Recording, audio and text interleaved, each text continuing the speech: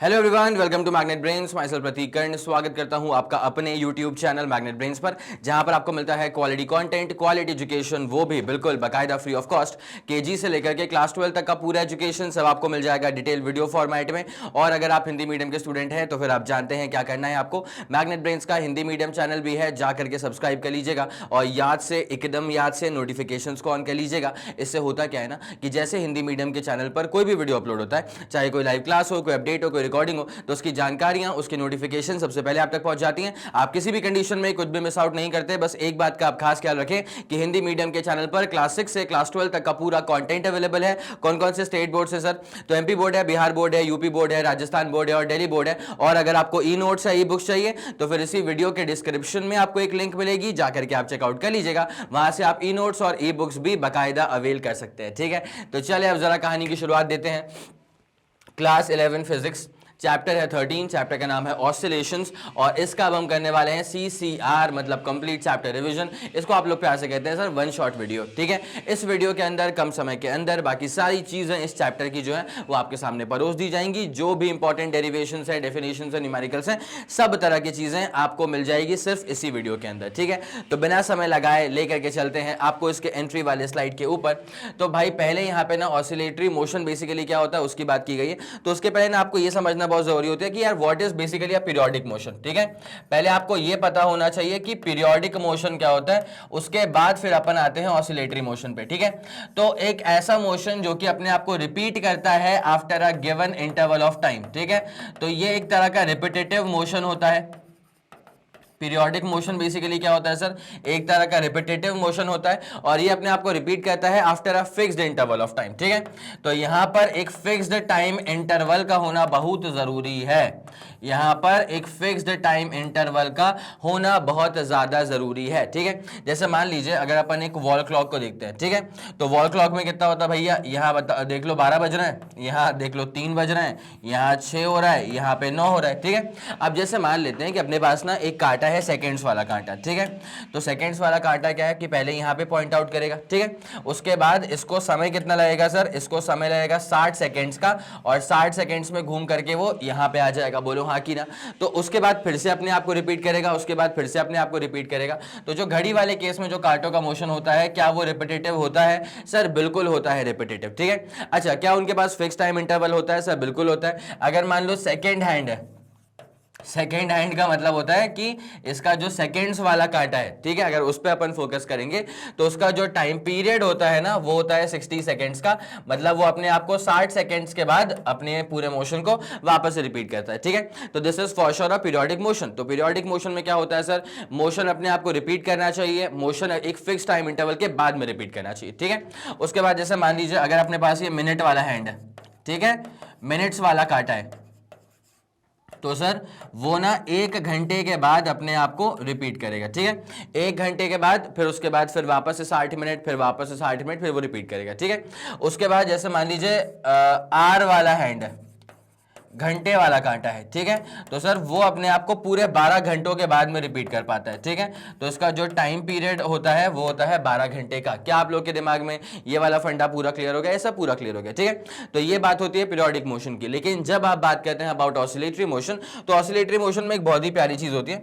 Oscillatory motion में ना basically एक तरह का टू एंड फ्रो मोशन है। ये वर्ड आपको यूज करना ही पड़ेगा। Oscillatory motion is a to and fro motion. जब भी कोई आपकी कॉपी चेक करेगा ना तो ऑसिलेशन के डेफिनेशन में जिस वर्ड का सबको बेसब्री से इंतजार होता है वो होता है टू एंड फ्रो, कि भाई क्या तुमने बताया था कि टू एंड फ्रो मोशन है। ठीक है, oscillatory motion is basically a to and fro motion.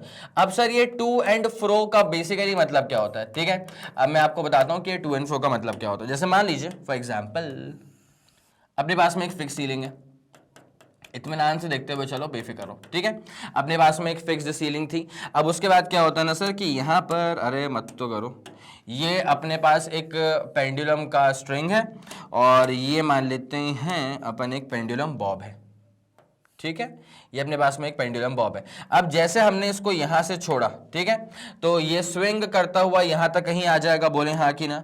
Yes sir, आएगा तो जरूर। तो ये स्विंग करता हुआ आ जाएगा यहाँ पे। एक ही स्ट्रिंग है, मतलब ऐसा कुछ नहीं है भाई, एक ही स्ट्रिंग है। वो स्ट्रिंग अब घूम करके क्या है, यहां तक आ गई है सर। वो जो स्ट्रिंग है ना सर, वो घूम करके अब यहाँ तक आ चुकी है सर, ठीक है। तो अब यहाँ पे क्या होने वाला है, ये रहेगा इसका पूरा कारनामा। तो अब बेसिकली क्या है, जब ये ऐसे स्विंग हो रही है चीज़ें, जब ये चीज़ें ऐसे स्विंग हो रही हैं ऐसे करके यहाँ से यहाँ तक आ रही हैं चीज़ें, तो बेसिकली क्या होता है, यहाँ पे जो ये है ना, इसको अपन कहते हैं राइट एक्सट्रीम, ठीक है। इसको हम क्या नाम देते हैं सर, इसको हम नाम देते हैं राइट एक्सट्रीम। और यहां पर ये वाला जो पोजीशन है इसको हम नाम देते हैं क्या सर, लेफ्ट एक्सट्रीम, ठीक है। वो वाला राइट एक्सट्रीम हो गया, इसको हम नाम देते हैं लेफ्ट एक्सट्रीम पोजीशन। और एकदम बीचों बीच अपने पास में क्या आता है सर, बीचों बीच अपने पास में आता है सर मीन पोजीशन। बीचों बीच हमारे पास में क्या आता है सर, बीचों बीच हमारे पास में आता है मीन पोजीशन। अब जरा गौर करिए क्या होता है, जैसे आपने इस पेंडुलम बॉब को यहां से छोड़ा, ठीक है, उसके बाद स्विंग करते करते फिर वो यहां तक आ जाएगा, वो अलग मसला है। स्विंग करते करते वो यहां तक आ जाएगा, वो अलग मसला है। लेकिन जैसा अपन इसको छोड़ा है ना, तो ये बेसिकली क्या कर रहा है, मीन पोजीशन को पहले राइट से अप्रोच कर रहा है, उसके बाद फिर निकल गया, फिर लेफ्ट से अप्रोच कर रहा है मीन पोजीशन को, और फिर निकल गया। फिर ये पेंडुलम बॉब जो है वो मीन की तरफ आएगा, मतलब मीन को अप्रोच करेगा राइट से, फिर निकल करके मीन को अप्रोच करेगा लेफ्ट से, ठीक है। तो ये जो इस तरह का मोशन है ना, जिसमें जो बॉडी होती है जो वो मीन पोजीशन को पहले एक साइड से अप्रोच करती है, फिर दूसरे साइड से अप्रोच करती है, फिर पहले वाले साइड से अप्रोच करती है, फिर दूसरे वाले साइड से अप्रोच करती है। इस तरह के मोशन को स्पेसिफिकली कहा जाता है टू एंड फ्रो मोशन। आई मेरी बात समझ में, या सही वाला फंडा समझ में आ गया। तो ऑसिलेटरी मोशन जो होता है ना, उसमें सबसे प्यारी बात क्या है कि टू एंड फ्रो मोशन होता है। और एक बात पे जरा आप और गौर करेगा, पीरियोडिक मोशन तो ये भी है, अगर आप अच्छे से गौर करें तो ये भी अपने आप को रिपीट तो कर ही रहा है। ये भी अगर आप चेक करें इसमें अपने आप को, इस मोशन को, तो ये भी रिपीटेटिव मोशन है। यहां पर जो मोशन है वो भी रिपीटेटिव मोशन है। और अगर हम एयर फ्रिक्शन को यहां पे नलीफाई कर दें, मान ले कि भाई इस पूरे सिनेरियो में एयर फ्रिक्शन नहीं आ रहा है, तो ऐसा हमने असम्पशन पहले भी लेके रखा हुआ है motion in a plane chapter के अंदर, जहां पे हम लोगों ने प्रोजेक्टाइल मोशन की स्टडी करी है, ठीक है। तो वहां पर भी हमने ये मान के रखा हुआ था कि भैया एयर फ्रिक्शन इज नेग्लिजिबल। यहां पर भी मान लेते हैं कि एयर फ्रिक्शन इज नेग्लिजिबल, ठीक है। तो यहां पर क्या होता है, जैसे मैंने इसको छोड़ा, 1 सेकेंड 2 सेकेंड 3 सेकेंड 4 सेकेंड, वापस वहीं पर आ गया, ठीक है। फिर 1 सेकेंड 2 सेकेंड 3 सेकेंड 4 सेकेंड, वापस वहीं पर आ गया। तो ये भी तो अपने आपको रिपीट ही कर रहा है, और ये रिपीट कर रहा है after a given fix time interval, ठीक है। तो यहां पर भी टाइम इंटरवल फिक्स्ड है। तो भाई ऑसिलेटरी मोशन में और पीरियोडिक मोशन में अंतर क्या हुआ, फिक्स्ड टाइम इंटरवल था। अगर आप इस बात को देखते हुए चलें तो आप सोचेंगे कि सर फिर तो ऑसिलेटरी मोशन में और पीरियोडिक मोशन में अंतर ही कुछ नहीं है, बिकॉज पीरियोडिक मोशन में भी क्या था, it has to be a repetitive motion, ठीक है। तो ऑसिलेशन में भी हम देख पा रहे हैं कि ये अपने आप को रिपीट तो कर ही रहा है, ठीक है। उसके बाद पीरियोडिक में हमने चेक किया था कि this should be having a fix time interval. Oscillation में भी हम देख रहे हैं कि हाँ सर इसके पास भी फिक्स टाइम इंटरवल है। तो ऐसी कौन सी चीज है जो कि जुदा करती है ऑसिलेटरी मोशन को पीरियोडिक मोशन से, वो है sir to and fro nature. और ये टू एंड फ्रो नेचर में क्या होता है सर कि पहले मीन पोजीशन को लेफ्ट से अप्रोच करने का, फिर राइट से अप्रोच करने का, फिर लेफ्ट से अप्रोच करने का, फिर राइट से अप्रोच करना, ठीक है। आई बात समझ में। तो ऑसिलेशन में एक सबसे एडिशनल चीज क्या होती है तो वो पूरा पीरियोडिक, लेकिन इसमें बस एक और चीज क्या होती है कि टू एंड फ्रो मोशन भी होता है, ठीक है। इसमें एक और खास चीज क्या होती है कि सर इसके अंदर टू एंड फ्रो मोशन भी होता है। यस सर बिल्कुल होता है, बिल्कुल होता है। तो ऑसिलेशन, अरे तो बहुत ही पतला हो गया। ऑसिलेशन की खास बात क्या है, ऑसिलेशन मोशन की सबसे खास बात क्या है कि सर यहां पे ना 3 तरह की चीजें हो रही हैं। रिपीट कर रहा है, फिक्स टाइम इंटरवल में रिपीट कर रहा है, और टू एंड फ्रो किस्म का नेचर का मोशन यहां पे दिखाई दे रहा है आप लोग को, ठीक है। अच्छा, हर पीरियोडिक मोशन को आप ऑसिलेटरी नहीं कह सकते। ऐसे मान लीजिए वो जो मिनट्स वाला काटा था, that is for sure a periodic motion, लेकिन क्या वो ऑसिलेटरी है, नहीं है सर। ऑसिलेटरी होने के लिए टू एंड फ्रो नेचर का होना बहुत जरूरी है, ठीक है। अर्थ अपनी एक्सिस पर रोटेट कर रही होती है, जिसमें टाइम पीरियड कितना होता है सर, 24 घंटे का होता है। तो that is for sure periodic motion, because fix time interval है 24 घंटे का, उसके बाद अपने आप को वो रिपीट कर रही है। तो अर्थ का जो रोटेशन है खुद के एक्सिस पर, that is for sure a periodic motion. लेकिन क्या मैं उसको ऑसिलेटरी मोशन कह सकता हूं सर, बिल्कुल नहीं कह सकता, बिकॉज ऑसिलेटरी मोशन का मतलब है टू एंड फ्रो नेचर होना चाहिए। क्या टू एंड फ्रो मोशन है, नहीं sir, to and fro motion तो नहीं, ठीक है। अच्छा, अगर आप सन के आसपास ना अर्थ का चक्कर का मोशन देख लें, ठीक है। अर्थ जब सन के आसपास चक्कर काटती है ना, तो उसको पूरा 1 साल का समय लग जाता है। तो उसका फिक्स टाइम इंटरवल तो हो चुका है, बिल्कुल हो चुका है सर। दूसरा, अपने आप को रिपीट भी कर रहा है, बिल्कुल रिपीट कर रहा है सर। लेकिन क्या इसको भी मैं टू एंड फ्रो कह सकता हूं, नहीं सर, इसको भी हम टू एंड फ्रो नहीं कह सकते, because to and fro motion के लिए वही चीज है कि मीन पोजीशन को पहले लेफ्ट से अप्रोच करो, फिर राइट से अप्रोच करो, फिर लेफ्ट से अप्रोच करो, फिर राइट साइड से अप्रोच करो, वो हो रहा है क्या? नहीं हो रहा सर, ठीक है। तो वैसे अगर आप चेक करेंगे ना तो हर पीरियोडिक मोशन को ऑसिलेटरी नहीं कह सकते, लेकिन हर ऑसिलेटरी मोशन पीरियोडिक तो होता है। जैसे कि आप यहां देख लीजिए ना भाई, पीरियड ऑसिलेटरी मोशन का ना सबसे क्लासिक एग्जांपल क्या होता है? सिंपल पेंडुलम वाला मोशन, ठीक है। मोस्ट क्लासिक एग्जांपल, या क्लासिक नहीं, मोस्ट कॉमन बोल देता हूं, ठीक है। Most common example of oscillation, most common example of oscillation is, most common example of oscillation is the motion of simple pendulum. Most common example of oscillation is the motion of a simple pendulum, ठीक है। ये वाली बात समझ में आ गई आप लोगों को? सब बिल्कुल समझ में आ गई। तो अब एक काम करेंगे आप लोग ना, पहले आप यहां से इसका स्क्रीनशॉट लेना स्टार्ट करेंगे, ठीक है। एक बार मैं पढ़ दूं ये वाला definition, the motion of a pendulum of a wall clock, the motion of a pendulum of a wall clock, ठीक है। अरे वॉल क्लॉक में जो पेंडुलम नहीं होता, ठीक है, उसकी बात चल रही है। तो द मोशन ऑफ, अरे इससे नहीं करेंगे भाई, हाईलाइट करना है इसको, है ना। The motion of pendulum of a wall clock and a girl swinging on a swing are to and fro motion, ठीक है। कोई बच्ची है, ठीक है, अगर वो झूला झूल रही है तो वो जो स्विंग पे जो झूला वो झूल रही है ना, that is basically a to and fro motion, example है उसका वो, ठीक है।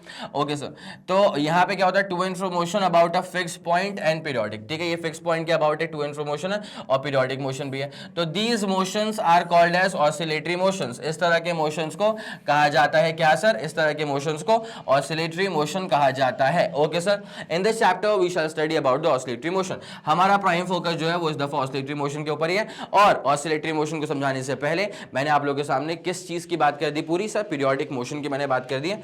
ये पीरियोडिक मोशन लिखा हुआ था, ठीक है, एक सेकेंड, पीरियोडिक मोशन, ठीक है। तो मैं चाहूंगा पहले आप एक बार इसका स्क्रीनशॉट लेंगे, उसके बाद फिर आपको बाकी सारी बातों के बारे में एक दफा आपको अवगत करवाया जाएगा, ठीक है। ये वाली चीज पूरी क्लियर है क्या? यस सर, एकदम बेहतरीन तरह से पूरा फंडा हमारे दिमाग में क्लियर आउट हो चुका है। और उसके बाद बेटा यहाँ पे लो इसका स्क्रीनशॉट, ठीक है। जब भी आपके दिमाग में ऑसिलेशन आएगा ना तो सबसे पहले आपके दिमाग में एग्जाम्पल जो आना चाहिए वो ये सिंपल पेंडुलम वाला ही एग्जाम्पल आना चाहिए, ठीक है। और मैं आपको बता दूं, मैंने बता दिया है, इसी चीज को मैं बार बार यूज करूंगा। इसको बोलूंगा राइट एक्सट्रीम, इसको बोलूंगा लेफ्ट एक्सट्रीम, इसको बोलूंगा मीन पोजीशन, और ये सब आप लोग लिख ही चुके होंगे। अब मैं यहाँ पे लिख दूं कि भाई ऑसिलेटरी मोशन में आप हर डिस्टेंस जो है ना वो पीरियड, वो क्या बोलते हैं, मीन पोजिशन से ही इवेलुएट करते हैं। तो ऑल द डिस्टेंसेस, इस बात को भी लिख लो बेटा अच्छे से, ये बहुत इंपॉर्टेंट है, डेरिवेशन में बहुत काम आएगी। All the distances in oscillation, all the distances in oscillation is evaluated, all the distance in oscillation is evaluated only from the mean position itself, ठीक है, is evaluated only from the mean position, only from the mean position itself is evaluated only from the mean position itself, ठीक है। मेरे ख्याल से ये वाला फंडा भी आप लोग के दिमाग में बहुत ही बेहतरीन तरह से जम चुका है। बोलो हाँ कि ना? यस सर, ये वाली चीज बकायदा पूरी अच्छे से क्लियर आउट हो चुकी है, ठीक है। अच्छा, अब मुझे एक और पॉइंट आपको हमने लिखना था कि all the periodic motions are not oscillatory, ठीक है। हर ऑसिलेशन तो पीरियोडिक है ही, जैसे आप यहाँ पे देख लो। ऑसिलेशन में सबसे प्यारी बात क्या होती है ना, ये टू एंड फ्रो नेचर होना चाहिए। अगर ये टू एंड फ्रो मोशन नहीं हो रहा है तो फिर आप ऑसिलेशन नहीं कह सकते हो, ठीक है। पीरियोडिक के लिए क्या चाहिए सर? पीरियोडिक के लिए बस फिक्स टाइम इंटरवल चाहिए और अपने आप को रिपीट करना चाहिए, दैट्स इट, ठीक है। तो हर ऑसिलेटरी मोशन जो है ना वो एक तरह से पीरियोडिक मोशन तो है ही, लेकिन क्या हर पीरियोडिक मोशन को आप ऑसिलेटरी कह सकते हैं? नहीं सर, हर पीरियोडिक मोशन को हम ऑसिलेटरी नहीं कह सकते। तो all oscillatory motion are periodic in nature, all oscillatory motion are periodic, all oscillatory motion are periodic in nature, but all periodic motions are not oscillatory, but all periodic motions are not oscillatory, are not oscillatory. Yes sir, ये वाली बात हमारे दिमाग में बकायदा बेहतरीन तरह से जम चुकी है। मेरे ख्याल से ये वाला फंडा आप लोग को पूरा क्लियर हो चुका होगा। यस सर, पूरा क्लियर हो चुका है, ठीक है। चलिए फिर अगर ये वाली बात पूरी क्लियर है तो लेट्स मूव ऑन। ये वाली चीज आप लोगों ने नोट डाउन करके रखी है।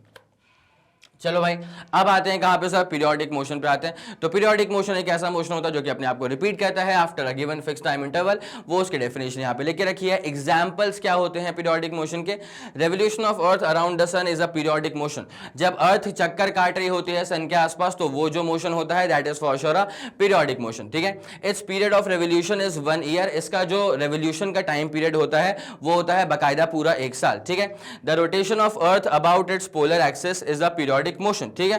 अर्थ अपनी एक्सिस के अबाउट जब रोटेशन शो करती है ना, that is also a periodic motion. Okay sir, done.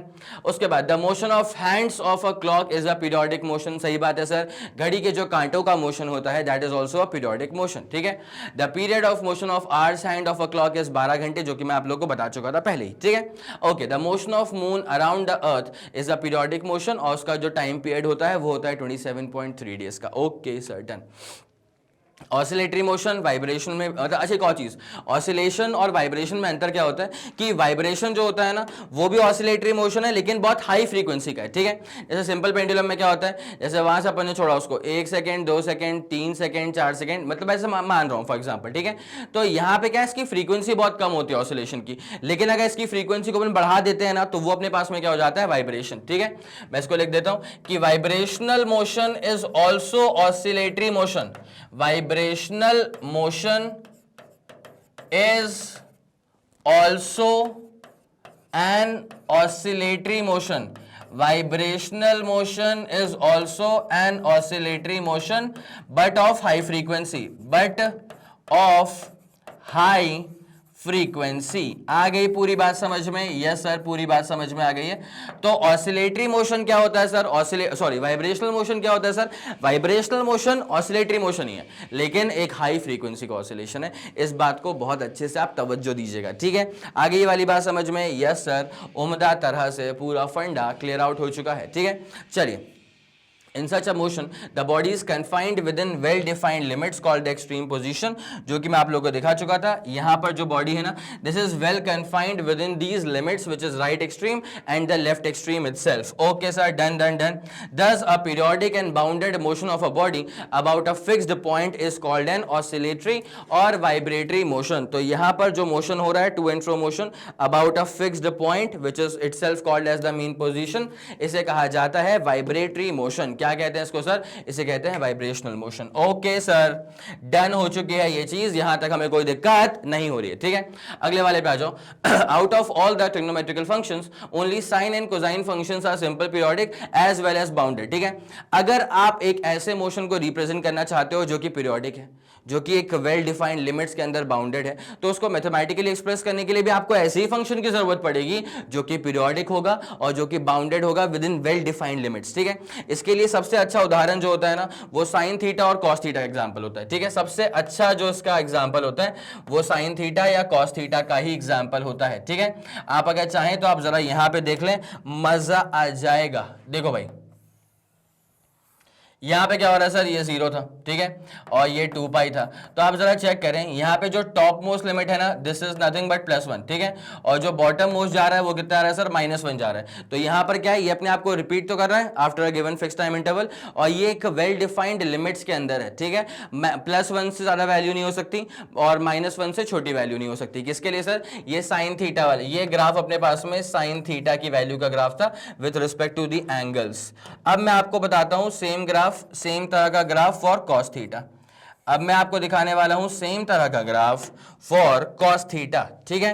तो यहां पे क्या होता है सर, 90, 180, 270, 360, ठीक है। तो ये मत तो करो, ये 0 पे था और ये कितने पे आएगा सर, 2 पाई पे आएगा। और आप चेक कर सकते हैं ना कि ये +1 से ऊपर वैल्यू कभी जा नहीं रही है और -1 से छोटी वैल्यू कभी आ नहीं रही है, ठीक है। तो ये अपन ने बना दिया है कॉस थीटा का ग्राफ। ठीक है।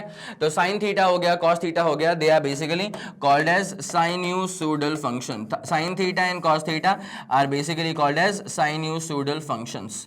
आगे पूरी बात समझ में? यस, ये वाली पूरी बात बेहतरीन तरह से समझ में आ गई है। तो ऑसिलेशन को रिप्रेजेंट करने के लिए हम साइन थीटा और कॉस थीटा का ही यूज करने वाले हैं। बस यहाँ पे एक बात जरा मैं आपको और बता दूं, एडिशनल चीज है थोड़ी सी है।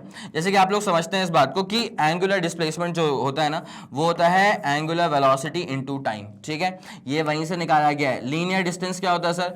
वेलोसिटी इनटू टाइम होता है, लीनियर वेलोसिटी इनटू टाइम होता है। वैसे ही एंगुलर डिस्प्लेसमेंट क्या हो जाएगा sir? Angular velocity into time. तो थोड़ी टाइम थोड़ी लीनियर होता है, टाइम थोड़ी एंगुलर होता है, टाइम फिर टाइम रहता है। तो थीटा इज इक्वल टू क्या हो जाएगा? Omega T. इसलिए हम कई जगह पे जो साइन थीटा उसको साइन ओमेगा टी लिखते हैं, कॉस थीटा को हम कॉस ओमेगा टी लिखते हैं। इस बात का भी आप अच्छे से ध्यान रखिएगा। बोलिए हाँ कि ना? क्या आप लोग के दिमाग में ये वाला फंडा बेहतरीन तरह से क्लियर आउट हो चुका है? यस सर, ये वाला फंडा बहुत ही जानदार शानदार तरह से क्लियर आउट हो चुका है। कोई दिक्कत इसके अंदर बिल्कुल भी नहीं आ रही है सर। ठीक है, चलिए नाउ लेट्स मूव ऑन। अगले वाले पे आते हैं, एग्जांपल्स ऑफ ऑसिलेटरी मोशन। तो motion of pendulum of a wall clock is an oscillatory motion. ठीक है, एक पेंडुलम है, एक मतलब वॉल क्लॉक का पेंडुलम है, वो जब मूव कर रहा है उसका जो मोशन है that is for sure oscillatory motion. उसके बाद सिंपल पेंडुलम वाला हो गया। Motion of a loaded spring. ठीक है, एक स्प्रिंग है, नीचे एक लोड ला के रखा है, वो आगे अपन देखेंगे भी उस चीज को। एक फिक्स सीलिंग है, वहां पे अपन ने एक स्प्रिंग को ला के रखा हुआ है, आई बात समझ में, और स्प्रिंग के नीचे अपन ने एक कोई सा भी मास अटैच कर दिया है। ठीक है, अगर अब वो अपने पास एकदम स्टेबल इक्विलिब्रियम में है, अब अगर मैं उसको हल्का सा डिस्टर्ब कर देता हूं, अगर मैं उसको हल्का सा नीचे खींच के छोड़ देता हूं, और नीचे खींचा मैंने और उसको मैंने छोड़ दिया, तो अब उसका जो मोशन था ना वो पूरा प्रॉपर क्या हो जाएगा सर? उसका मोशन ऑसिलेशन में आ जाएगा। ठीक है, the motion of liquid contained in a you tube, एक यू शेप की ट्यूब होगी। ठीक है, एक यू शेप की ट्यूब होगी, इसके अंदर लिक्विड भरा होगा और लिक्विड को हमने ऐसे दबा दिया। ठीक है, तो यहाँ का लिक्विड ऐसे ऊपर की तरफ उठ जाएगा, और फिर जब इसको मैंने अभी दबा दिया था, जब इसको मैं छोड़ूंगा तो ये ऊपर आएगा, वो नीचे आएगा, तो यहाँ पर भी एक तरह से प्रॉपर ऑसिलेशन ही शुरू हो जाएगा। कोई दिक्कत वाली बात है क्या? नहीं सर, कोई दिक्कत वाली बात नहीं है। It is as simple as that. ठीक है, आगे बढ़े जाते हैं भाई। तो ये अपने पास बहुत ही क्लासिक एग्जांपल्स आते हैं विथ रिस्पेक्ट टू ऑसिलेशन। ठीक है, ये अपने पास क्लासिक एग्जांपल्स होते हैं with respect to oscillations. Now let's move on.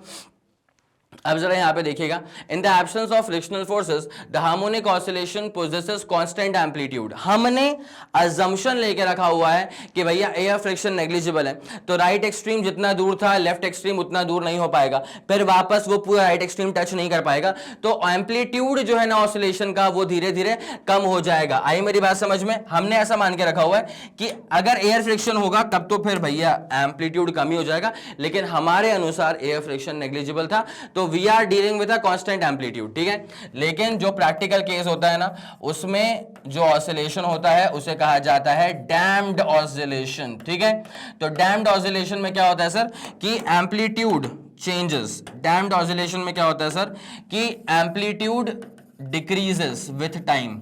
आई बात समझ? Amplitude decreases with time. This happens only in damped oscillations. ठीक है, this amplitude decreases with air friction with time. चलो भाई, अब जरा एक बार इसका एक बहुत ही खूबसूरत सा ग्राफ मैं आपको बना के दिखाता हूं, जरा उस पर नजरें गड़ा के बैठिएगा। ठीक है सर, देखिए जरा क्या हो रहा है इसमें। समय के साथ साथ एम्पलीट्यूड कम हो जाएगा, ये मैं कहना चाह रहा था। ठीक है, तो ऐसा होगा भाई, अच्छा एम्पलीट्यूड, फिर कम एम्पलीट्यूड, फिर कम एम्पलीट्यूड, फिर कम और कम। ठीक है, तो यहां पे अपने पास में क्या चल रहा है सर? यहां पर अपने पास में चल रहा है सर एम्पलीट्यूड, और ये एम्पलीट्यूड कम हो रहा है समय के साथ साथ। ठीक है, इसे अपन कहते हैं डैम्प्ड ऑसिलेशंस। और यहां पे क्या होता है कि this is a practical scenario, this is for sure a practical scenario, that is air friction is taken into consideration. ठीक है, practical scenario that is air friction is taken into consideration, that is air friction is taken into consideration, air friction is taken into consideration. क्या आप लोगों के दिमाग में ये वाला फंडा पूरा क्लियर है? यस सर, एक तरफा तरह से क्लियर है, उम्दा जानदार शानदार तरह से क्लियर है। ठीक है, चले भैया आगे बढ़ते हैं इसके साथ साथ। ओके, जाओगे नहीं? चलो भाई, ओके अब यहाँ पे क्या होता है कि हम कैसे एक्सप्रेस करेंगे यहाँ पे डिस्प्लेसमेंट और यहाँ पे वेलोसिटी हो गया, एक्सेलरेशन हो गया, सबको हम कैसे इक्वेशन वाइज रिप्रेजेंट करेंगे। तो जरा गौर करते हुए चल रहा है, यहाँ पे हम दो इक्वेशन यूज करेंगे, या तो ए साइन ओमेगा टी वाली इक्वेशन या तो ए कॉस ओमेगा टी वाली इक्वेशन, ठीक है। अब जरा ध्यान दीजिएगा, इसको अपन कैसे पूरा स्टडी करने वाले। तो भाई लीनियर मोशन सॉरी ऑसिलेशन को ना हम स्टडी करते हैं with respect to circular motion, ठीक है। ऑसिलेशन को हम प्रॉपर्ली स्टडी करते हैं with the help of circular motion. जैसे मान लीजिए एक पार्टिकल है P, ठीक है, वो कर रहा है ऑसिलेट, तो उसका फुट ऑफ परपेंडिकुलर यहां पे आ गया। अब जब P यहां पे आएगा तो इसका जो फुट ऑफ परपेंडिकुलर है वो यहां पे आ जाएगा। जब P यहां पे आएगा इसका फुट ऑफ परपेंडिकुलर यहां पे आ जाएगा। फिर अब देखो P नीचे आ गया तो फुट ऑफ परपेंडिकुलर इसको मैं Q बोल दूंगा, फिर Q भी नीचे आ जाएगा। P यहां पे आ गया, इसका फुट ऑफ परपेंडिकुलर नीचे आ गया। P यहां पे आ गया, इसका फुट ऑफ परपेंडिकुलर और नीचे आ गया। फिर P जो है वो यहां पे पहुंच गया तो इसका फुट ऑफ परपेंडिकुलर यहां पहुंच गया। जब P यहां पहुंच गया तो फुट ऑफ परपेंडिकुलर यहां पहुंच गया। तो यहां पे अगर आप सिर्फ P पर फोकस करेंगे ना तो P तो प्योरली सर सर्कुलर मोशन में, ठीक है। P कैसा मोशन एग्जीक्यूट कर रहा है sir? P is basically executing uniform circular motion. हमने ऐसा मान के रखा हुआ है कि भाई यूनिफॉर्मली वो मूव कर रहा है, तो P is executing uniform circular motion.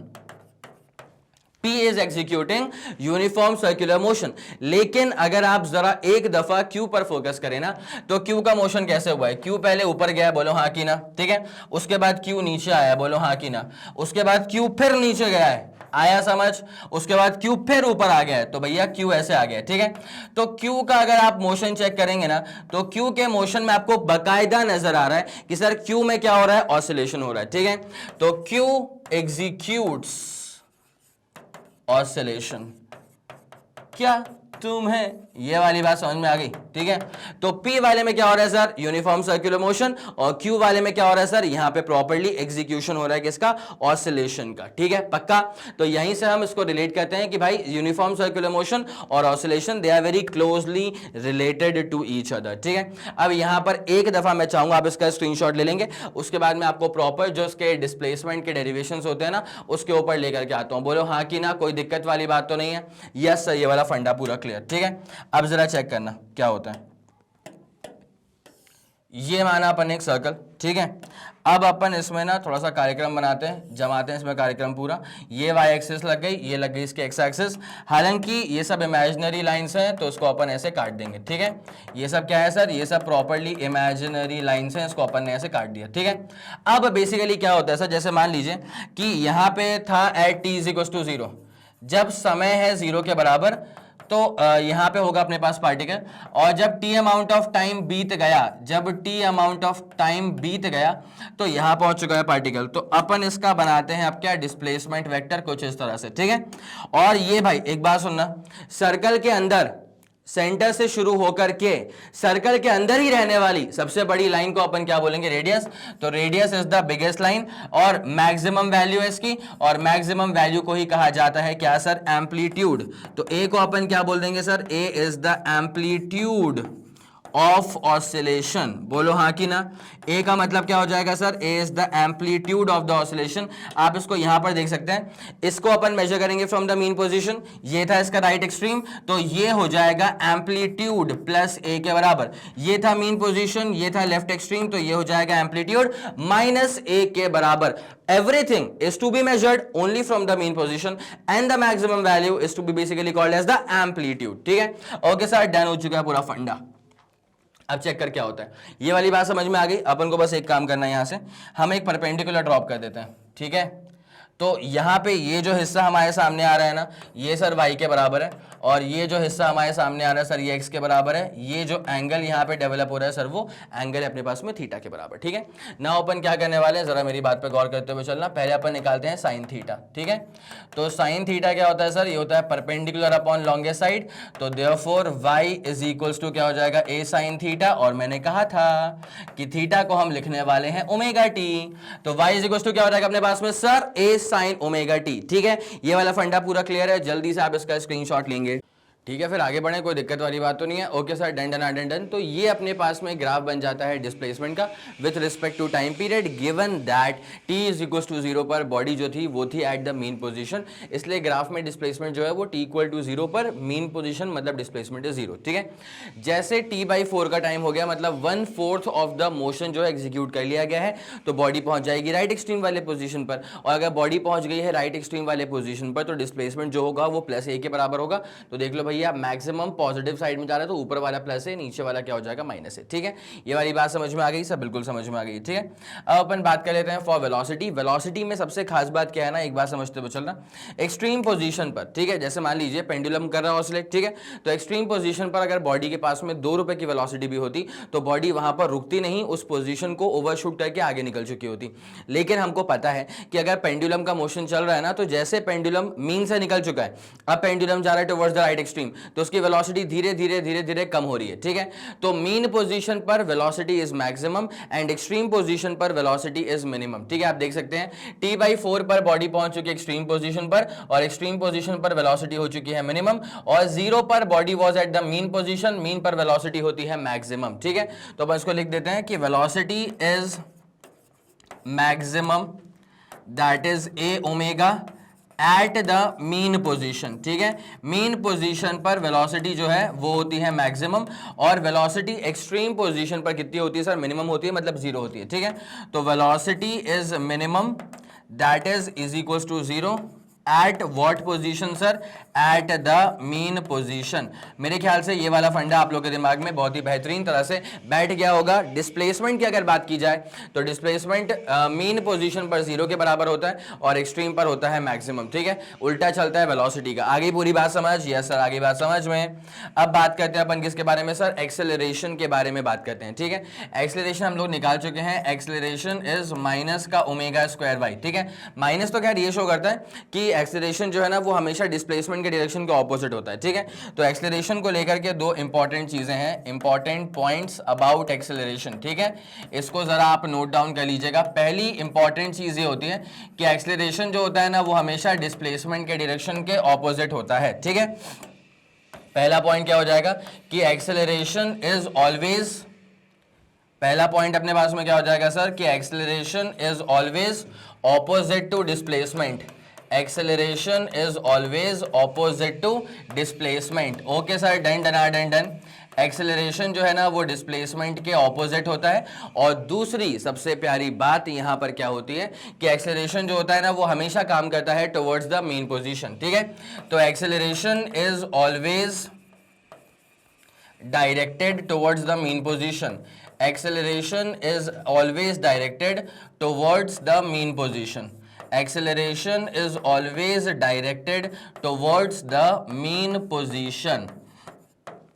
ठीक है, पक्का ये 2 बातें आपको समझ में आ गई हैं क्या? मैं चाहूंगा कि जल्दी से आप इसका भी स्क्रीनशॉट ले लें, उसके बाद फिर कहानी में आपको आगे लेकर के चलेंगे। Yes sir, done done done. तो एक्सेलरेशन ना माइनस ओमेगा स्क्वायर वाई के बराबर होता है। तो एक्सेलरेशन का मैक्सिमम होना या मिनिमम होना किस पर डिपेंड करता है सर? डिस्प्लेसमेंट मतलब वाई पर डिपेंड करता है। ठीक है, अगर वाई मिनिमम है तो एक्सेलरेशन मिनिमम है, और अगर वाई मैक्सिमम है तो एक्सेलरेशन भी मैक्सिमम हो जाएगा। तो भैया एक्सेलरेशन मिनिमम तब होगा जब वाई मिनिमम होता है, और वाई मिनिमम होता है एट द मीन पोजीशन। ठीक है, मीन पोजीशन पर डिस्प्लेसमेंट की वैल्यू 0 हो जाती है। ठीक है, okay sir, done done done done. और एक्सेलरेशन मैक्सिमम होगा जब डिस्प्लेसमेंट मैक्सिमम होगा। Displacement is maximum at the extreme position. ठीक है, displacement is maximum at the extreme position. ठीक है, यस सर, ये दोनों फंडे अपने दिमाग में बहुत ही खूबसूरत तरह से बैठ चुके हैं। बोले हाँ कि ना? यस सर, ये वाला फंडा बहुत ही शानदार तरह से क्लियर हो चुका है। ठीक है, ओके डन। ग्राफ इसका करेस्पॉन्डिंग यहाँ पे बना हुआ था। अब अपन यहाँ पे बात करते हैं 2 तरह की एनर्जीज के बारे में, which is potential energy and the kinetic energy. ठीक है, और जैसे हम दोनों को ऐड कर देंगे तो हमें क्या मिल जाएगा? हमें मिल जाएगा उसके बाद में सर टोटल एनर्जी। ठीक है, तो पहले अपन यहाँ पर फोकस करते हैं about the potential energy of oscillation. ठीक है, पहले हम जरा यहाँ पर फोकस करने वाले हैं अबाउट द पोटेंशियल एनर्जी, जिसको अपन यू से करते हैं रिप्रेजेंट। किसकी पोटेंशियल एनर्जी है सर? ये ऑसिलेशन की पोटेंशियल एनर्जी है। किसकी है सर? ये है अपने पास में ऑसिलेशन की पोटेंशियल एनर्जी। ऑसिलेशन की पोटेंशियल एनर्जी। ठीक है, अब जरा गौर करेगा क्या होता है। जैसे मान लीजिए किसी भी पॉइंट ऑफ टाइम पे डिस्प्लेसमेंट जो है ना, हर बार डिस्प्लेसमेंट थोड़ी ना होगा एम्पलीट्यूड के बराबर। ठीक है, ये मीन पोजीशन है, ये राइट एक्सट्रीम मतलब एम्पलीट्यूड है, तो बीच में किसी एक पर्टिकुलर पॉइंट पर डिस्प्लेसमेंट को अपन वाई से कर देंगे रिप्रेजेंट। ऐसा भी तो किया जा सकता है ना। बिल्कुल सर। तो भाई इतना डिस्प्लेसमेंट करवाने में कितना वर्क करना पड़ गया होगा, तो वर्क का फॉर्मूला होता है फोर्स डिस्प्लेसमेंट कॉस थीटा। ठीक है, पक्की बात है। अब जो फोर्स अपन लेंगे ना, वो अपन लेंगे फोर्स स्प्रिंग कांस्टेंट के टर्म्स में। ठीक है, तो स्प्रिंग कांस्टेंट वाला फोर्स क्या होता है, माइनस का के वाई dy, और स्प्रिंग और देखो रिस्टोरिंग फोर्स और डिस्प्लेसमेंट के बीच में कितना एंगल होगा सर, 180 डिग्री के बराबर। डिस्प्लेसमेंट अगर राइट में हो रहा होगा तो रिस्टोरिंग फोर्स कहां पे काम करेगा सर, लेफ्ट में काम करेगा, जहां पे k का मतलब होता है स्प्रिंग कांस्टेंट। इसकी यूनिट क्या होती है sir, newton per meter is the unit. ठीक है, okay sir, done done done done. तो dw is equals to cos 180 is -1, तो माइनस माइनस प्लस हो जाएगा, तो ky dy हो जाएगा। अब आपको निकालनी है पोटेंशियल एनर्जी। अब मेरी एक बात सुनते हुए चलना, किसी भी सिस्टम पे आप जो भी अमाउंट ऑफ वर्क करते हैं, वही वर्क सिस्टम के अंदर स्टोर हो जाता है उसकी एनर्जी के फॉर्म में। ठीक है, तो यहां पर जो भी वर्क करा गया था वो सिस्टम में ही स्टोर होगा उसकी एनर्जी के फॉर्म में। एनर्जी निकालनी तो वर्क निकाल दो, इतनी सिंपल सी बात है। तो अब एक काम करते हैं, इसको अपन चालू करते हैं इंटीग्रेट करना। तो इसको आप कर दीजिएगा इंटीग्रेट बोथ साइड्स। ठीक है, इसमें अपन लिख देते हैं कि we are doing integration that to both sides. Integrate कर दीजिएगा इसको आप क्या सर, बोथ साइड्स में। ठीक है, तो यहां पे अपने पास में क्या हो जाएगा सर, dw का integration is equals to k को रख लीजिएगा बाहर, यहां पे हो जाएगा y टाइम्स dy का इंटीग्रेशन। देखो भैया लिमिट्स लगाते हैं अपन। देखो इनिशियली कुछ भी वर्क नहीं करा होगा जब डिस्प्लेसमेंट कुछ नहीं हुआ था। ठीक है, जब डिस्प्लेसमेंट y के बराबर का करवा दिया तो आपको कुछ ना कुछ तो वर्क करना पड़ गया होगा, और जो भी आपने वर्क करा होगा वो सिस्टम के अंदर ही स्टोर होगा उसके एनर्जी के फॉर्म में। ठीक है, तो dw का इंटीग्रेशन w हो जाएगा लोअर लिमिट से अपर लिमिट हो जाएगा, k को रख लेंगे बाहर, और y का क्या होगा इंटीग्रेशन सर, y का इंटीग्रेशन होगा y²/2। ठीक है, तो upper limit minus lower limit अपन जैसे ही कर देंगे तो अपने पास में क्या हो जाएगा सर, u माइनस 0 हो जाएगा। ठीक है, तो देयरफॉर हमारे पास में कहानी में अब क्या चीजें होने वाली हैं, upper limit minus lower limit is equals to half के वाई का स्क्वायर। ठीक है, तो यही u माइनस 0 मतलब u ही तो बचेगा, तो potential energy is equals to half के वाई का स्क्वायर। ठीक है, तो this itself is the potential energy of the oscillation. ठीक है, पोटेंशियल एनर्जी जो है वो डिस्प्लेसमेंट पे डिपेंड कर रही है। तो देखो k तो स्प्रिंग कांस्टेंट है, कांस्टेंट ही होगा ना। अच्छा, स्प्रिंग में स्प्रिंग कांस्टेंट जो होता है ना, वो अपन कैसे उसको पढ़ेंगे, ऐसे पढ़ते हैं उसको। अगर स्प्रिंग कांस्टेंट की वैल्यू बहुत ज्यादा होती है ना, इसका मतलब जो स्प्रिंग है वो बहुत ही स्टिफ है, बहुत ही कड़क स्प्रिंग है। अगर स्प्रिंग कांस्टेंट की वैल्यू कम होती है तो स्प्रिंग जो है वो लूज स्प्रिंग है। आई मेरी बात समझ में? ठीक है, अब जरा गौर करिएगा। तो स्प्रिंग कांस्टेंट की वैल्यू जो है ना, वो एक तरह से डिस्प्लेसमेंट पर डिपेंड कर रही है। अगर डिस्प्लेसमेंट मैक्सिमाइज हो गया तो फिर पोटेंशियल एनर्जी भी मैक्सिमम हो जाएगी। तो स्प्रिंग, अच्छा एक और चीज, ये डिस्प्लेसमेंट कैसे अपन करवाएंगे मैक्सिमम सर, एक्सट्रीम पोजीशन पर डिस्प्लेसमेंट मैक्सिमम होता है, देयरफॉर एक्सट्रीम पोजीशन पर पोटेंशियल एनर्जी भी मैक्सिमम होती है। मीन पोजीशन पर डिस्प्लेसमेंट मिनिमम होता है, 0 होता है, देयरफॉर पोटेंशियल एनर्जी भी मीन पोजीशन पर मिनिमम हो जाती है, 0 हो जाती है। ठीक है, ये वाली बात समझ में आ गई। ये बहुत ही प्यारा सा डेरिवेशन था about the potential energy of oscillation. आ गई पूरी बात समझ? Yes sir. अब अपन जरा कहानी में अगले वाले पार्ट पे चलते हैं। अब पोटेंशियल एनर्जी नहीं निकालनी अपने को, अब निकालनी है अपने को क्या सर, काइनेटिक एनर्जी। ठीक है, और फिर अपन दोनों को ऐड कर देंगे। जैसे अपन दोनों को ऐड करेंगे तो अपने को क्या मिल जाएगा भाई, kinetic energy plus potential energy किसके बराबर होता है सर, ये होता है मैकेनिकल एनर्जी या फिर टोटल एनर्जी के बराबर। ठीक है, तो अब अपन आ रहे हैं काइनेटिक एनर्जी, काइनेटिक एनर्जी के डॉट ई ऑफ ऑसिलेशन। ठीक है, अब जरा अच्छे से गौर करते हुए चलेंगे। देखिए पहली बात ना, मैं आपको एक आध छोटी मोटी चीजें यहाँ पे और सिखा देता हूँ ताकि आपको रिलेट करना आसान रहे। एक ये एक्स्ट्रा मैं आपको बता रहा हूँ, ठीक है, ये मैं आपको एक्स्ट्रा ज्ञान दे रहा हूँ, तो इसको दिल में बसा के रखना। फोर्स का फॉर्मूला क्या होता है सर, फोर्स का फॉर्मूला होता है मास इनटू एक्सेलरेशन। मैंने बोला बहुत उम्दा भाई, एक्सेलरेशन बताओ क्या होता है, तो एक्सेलरेशन होता है माइनस का ओमेगा स्क्वायर वाई, तो एम को बिल्कुल नहीं छेड़ा अपन ने। उसके बाद ए क्या होता है, माइनस का ओमेगा स्क्वायर वाई, तो लिख दिया माइनस का ओमेगा स्क्वायर वाई। ठीक है, this becomes your first equation. Now अब जरा एक बात पे गौर करिएगा, स्प्रिंग कांस्टेंट के टर्म्स में अगर देखा जाए तो एफ इज इक्वल टू होता है माइनस का के वाई। ठीक है, तो अब जैसे हम फर्स्ट और सेकेंड इक्वेशन को इक्वेट कर देंगे, पहली वाली को दूसरी वाली के साथ में जैसे अपन यहां पर इक्वेट कर देंगे तो हमें क्या मिलता है पता है, हमें ऐसा मिलता है सर, माइनस का K Y is equals to minus का m ओमेगा स्क्वायर y। बोलो हाँ कि ना? यस सर, बात तो बिल्कुल सटीक है। तो भाई y से y जो है वो निपट जाएगा, माइनस से माइनस जो है वो निपट जाएगा।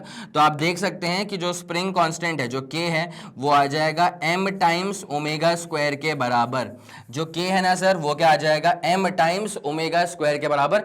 इस वाले फंडे को मैं भी यूज कर सकता हूँ, ठीक है। मैं एक बार स्क्रीन से हट जाता हूँ ताकि आप लोग एक बार इसका स्क्रीनशॉट ले लें। k का मतलब होता है स्प्रिंग कांस्टेंट, m का मतलब होता है मास, और ओमेगा का मतलब होता है एंगुलर वेलोसिटी। एंगुलर फ्रीक्वेंसी भी अगर आप चाहो तो उसे कह सकते हो, कोई दिक्कत नहीं है इसमें, ठीक है। Okay sir, done. अब जरा अपन यहां पर फोकस करते हैं, how to find the kinetic energy. आप लोगों को बेसिक फॉर्मूला क्या पता है काइनेटिक एनर्जी का? सब लोग को वही पता है, कौन सा वाला सर? Half mv square. मैंने बोला बस बढ़िया ना, क्या दिक्कत है, शर्माने वाली क्या बात है? जो पता है वो पता है। तो half into mass into velocity का स्क्वायर, बढ़िया चल रहा है, कोई दिक्कत नहीं है, ठीक है। अच्छा, अब जरा ध्यान दीजिएगा, देखो m/2 मैंने कर दिया, इसमें कोई दो राय नहीं है। वेलोसिटी होती है omega under root of a square minus Y square, ठीक है। तो जब v का अपन स्क्वायर करेंगे ना तो ओमेगा का स्क्वायर आ जाएगा, फिर under root of a square minus Y square करेंगे तो रूट जो है वहां से वो हट जाएगा, ठीक है। Okay sir, done done done done. अभी थोड़ी देर पहले ही हमने ये चीज फिगर आउट करी थी, m ओमेगा स्क्वायर किसके बराबर होता है सर? m अच्छा, ये तो अपन पहले देख चुके हैं ना। m ओमेगा स्क्वायर जो था ना सर, वो था इसके बराबर। k मतलब क्या है? स्प्रिंग कांस्टेंट के बराबर। ये वाला k क्या होता है बेटा? ये वाला क्या होता है सर? स्प्रिंग कांस्टेंट या स्प्रिंग फैक्टर कह दो, either call this spring constant या फिर call this as the spring factor, ठीक है। या तो आप इसको स्प्रिंग कांस्टेंट कह दीजिएगा या तो आप इसको स्प्रिंग फैक्टर कह दीजिएगा। स्प्रिंग कांस्टेंट या स्प्रिंग फैक्टर दोनों में से आपको जो सही लगे उसको आप इसको यहाँ पे यूज कर सकते हैं, ठीक है। या तो स्प्रिंग कांस्टेंट बोल दो या तो स्प्रिंग फैक्टर बोल दो, ठीक है। तो m ओमेगा स्क्वायर अपने पास में क्या होता है? स्प्रिंग कांस्टेंट या स्प्रिंग फैक्टर। तो kinetic energy is equal to अपने पास में क्या हो जाएगा? हाफ, उसके बाद k, उसके बाद यहां पे क्या हो जाएगा सर? a स्क्वायर माइनस का क्या हो जाएगा? y स्क्वायर, ठीक है। आई बात समझ में? यस सर, ये वाली बात समझ में आ गई है। तो this becomes the kinetic energy, half k a square minus y square, ठीक है। This is the kinetic energy. और इसकी यूनिट क्या होगी सर? इसकी यूनिट होगी जूल्स के बराबर, क्योंकि है तो एनर्जी ना। Same goes for potential energy as well. Potential energy की भी यूनिट क्या थी सर? वो भी जूल्स के बराबर थी। इसकी भी क्या होगी सर? जूल्स के बराबर ही होगी। इसमें कोई दो राय आपको नहीं है, ठीक है, कोई दिक्कत तो नहीं है। यस सर, ये वाला फंडा पूरा जानदार शानदार तरह से क्लियर आउट हो चुका है, ठीक है। चलो भैया, अब अपन जरा इसको निपटाते हैं। तो half K a square minus Y square is the kinetic energy.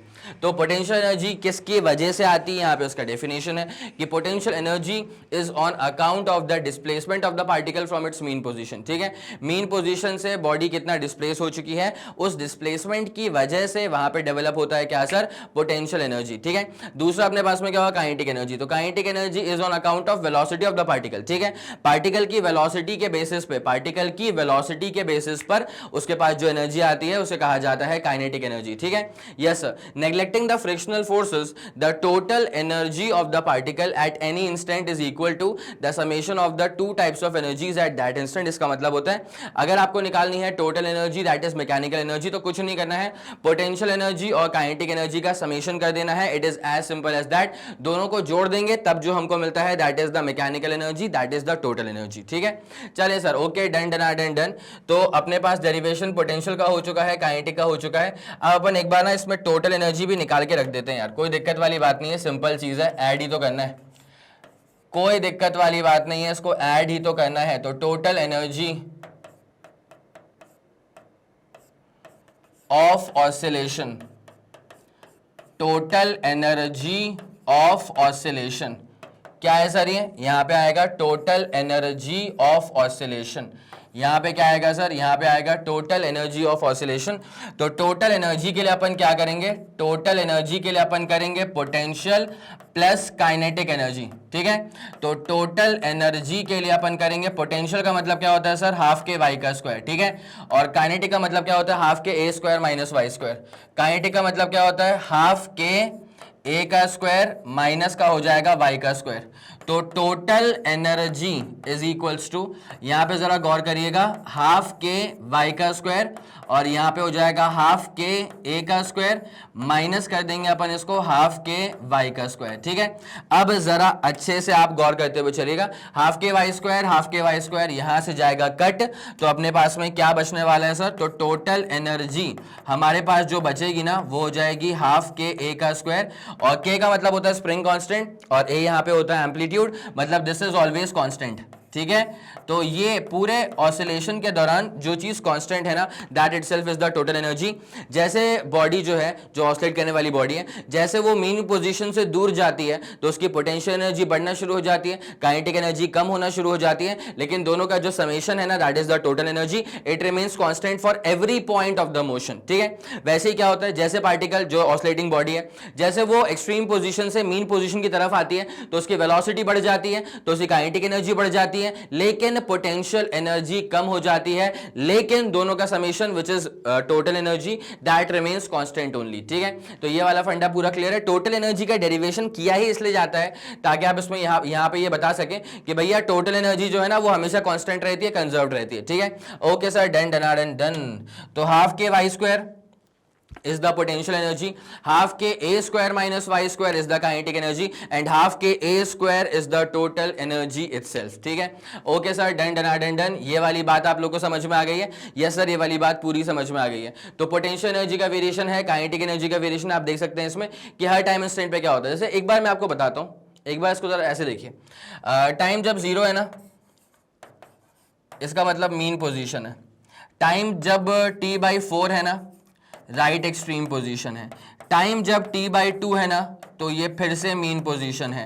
Time जब 3t/4 है ना, तो ये लेफ्ट एक्सट्रीम वाला पोजीशन है, और टाइम जब t के बराबर है ना, तो this is the mean position. ठीक है, अब मैं आपको बता दूं कि कौन सी चीज मैक्सिमाइज करेगी, कौन सी चीज मिनिमाइज करेगी। ठीक है, तो एक बार इसमें अपन जरा एक बार ये थोड़ा सेपरेशन दे दूं मैं इसमें, तो थोड़ी सी क्लैरिटी आएगी आपको। ये टाइम का मैंने पूरा बता के रखा हुआ था। ओके सर, अब पोटेंशियल एनर्जी की बात कर लेंगे, फिर अपन काइनेटिक एनर्जी की बात कर लेंगे। ठीक है, अपन सब तरह के एनर्जीज की बात कर लेंगे। ये मीन पर क्या होता है,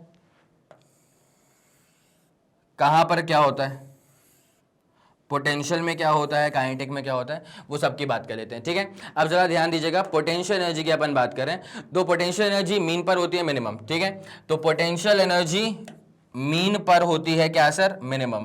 तो U is minimum eight the mean position, और पोटेंशियल तो मिनिमम है लेकिन उसी पॉइंट पर काइनेटिक एनर्जी मैक्सिमम होगी, तो उसको मैं लिख दूंगा।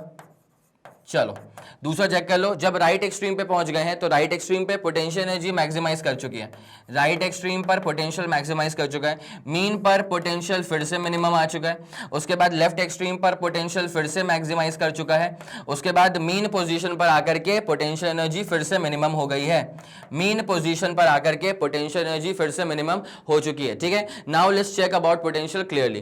तो सर पोटेंशियल एनर्जी मीन पर क्या होगी, मिनिमम होगी, राइट एक्सट्रीम पर देखो मैक्सिमम पहुंच गई है, आई बात समझ में।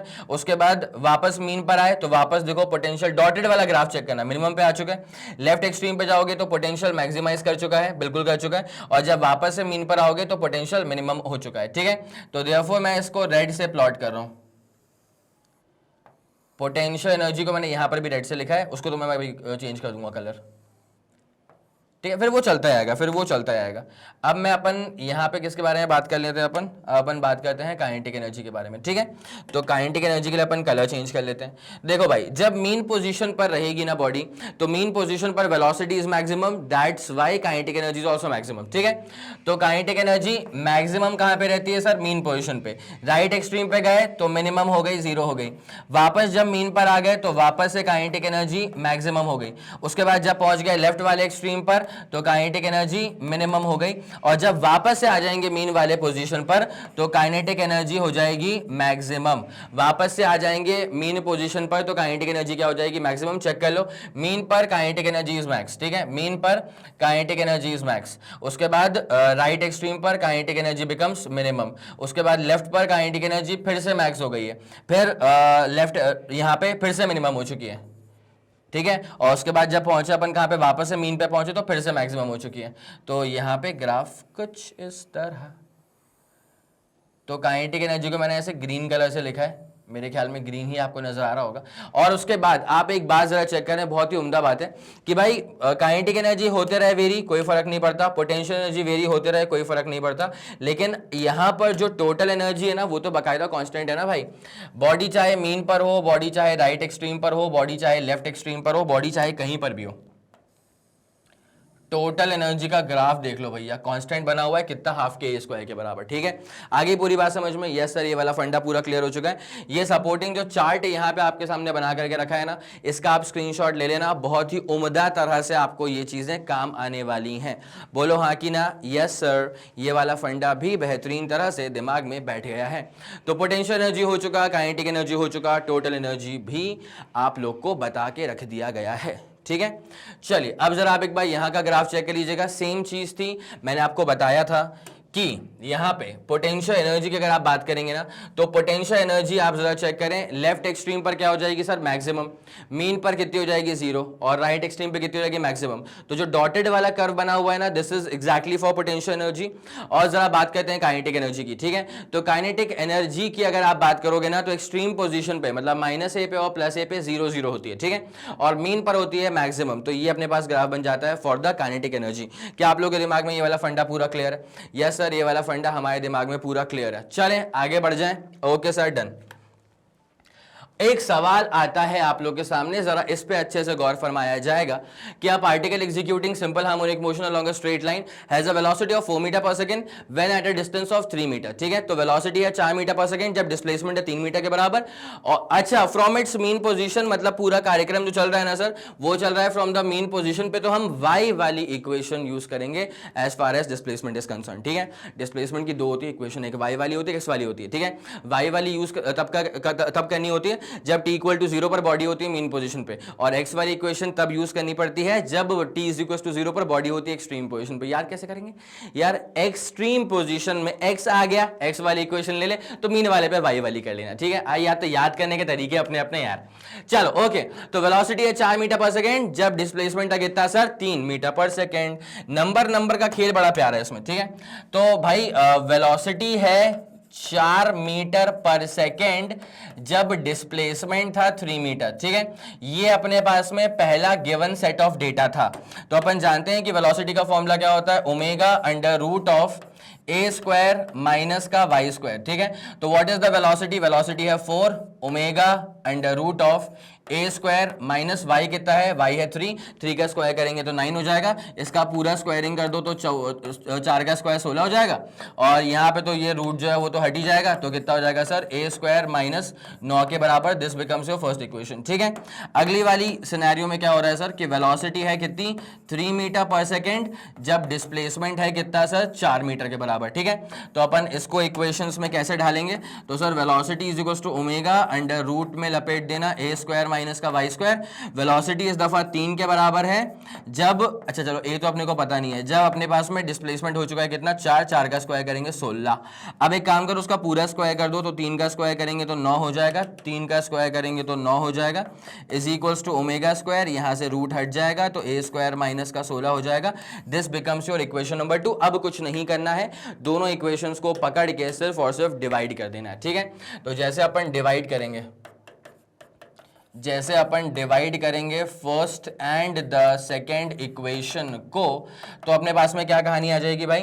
कहाँ गया 16/9 करेंगे तो भाई ठीक है ना, 16/9 रहने देना, कोई दिक्कत नहीं है। उसके बाद ओमेगा स्क्वायर कट जाएगा, यहाँ पे कितना हो जाएगा? a स्क्वायर माइनस का 9 हो जाएगा, और यहाँ पे क्या हो जाएगा? a स्क्वायर माइनस का 16। तो 16 इंटू 16 करेंगे तो 256।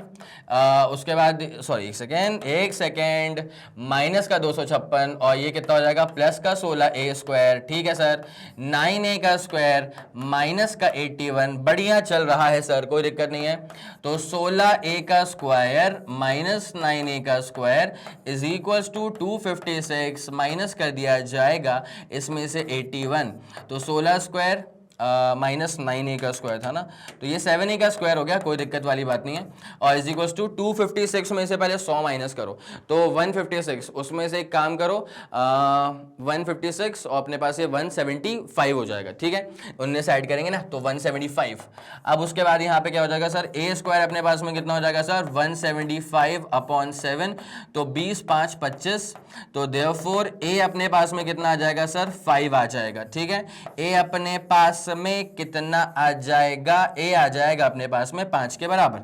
यस सर, ये वाला फंडा बहुत ही शानदार तरह से क्लियर आउट हो चुका है कि a इक्वल टू कितना आ गया सर 5 के बराबर आ चुका है, ठीक है। अब एक काम करो, अपने को यहाँ पे एम्पलीट्यूड भी निकालना था, अपने को यहाँ पे एंगुलर वेलोसिटी भी निकालनी थी, तो भाई कोई सी भी इक्वेशन में अपन a की वैल्यू को पुट कर सकते हैं, अपना आंसर आ जाएगा। बोलो हाँ कि ना। यस सर, ये वाली बात तो पूरी क्लियर हो चुकी है, कोई दिक्कत नहीं है इसके अंदर। तो अब क्या करें, a की वैल्यू को अपन कहाँ पुट कर दें, चलो सर फर्स्ट वाली इक्वेशन में अपन a की वैल्यू को पुट कर देते हैं, ठीक है। चलिए, put value of a into first equation. तो फर्स्ट इक्वेशन क्या दी sir, 16 omega square a square minus का 9, ठीक है। a की वैल्यू आ गई है 5, तो ओमेगा स्क्वायर 5 का स्क्वायर 25, 25 माइनस 9 करेंगे तो 16, तो ओमेगा स्क्वायर 16/16, तो ओमेगा कितना आ जाएगा 1 रेडियन पर सेकेंड, ठीक है। तो ओमेगा अपने पास में कितना आ चुका है सर, ओमेगा आ चुका है 1 radian per second. It's as simple as that. क्या आप लोगों के दिमाग में ये वाली चीज बाकायदा क्लियर है? यस सर क्लियर है, ठीक है।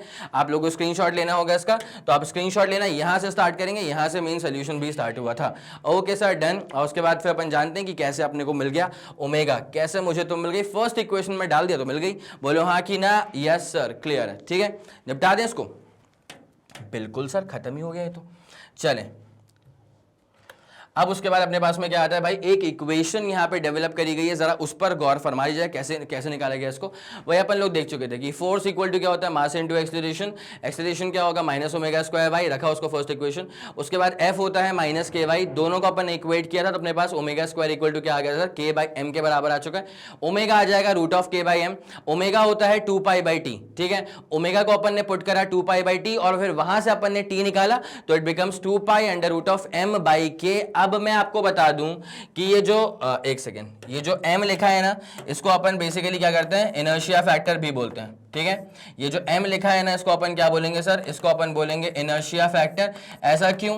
बिकॉज हम लोग पढ़ चुके हैं force and laws of motion में कि mass is the measure of inertia. अगर कोई बॉडी ज्यादा भारी है तो उसका इनर्शिया ज्यादा होगा, चाहे वो इनर्शिया ऑफ रेस्ट हो, चाहे इनर्शिया ऑफ मोशन हो, चाहे इनर्शिया ऑफ डायरेक्शन हो, तीनों ही इनर्शिया ज्यादा होगा किसका, जिसका मास ज्यादा है, ठीक है। और दूसरी बात क्या होती है सर, यहाँ पे के आता है, के का मतलब होता है सर स्प्रिंग फैक्टर, ठीक है।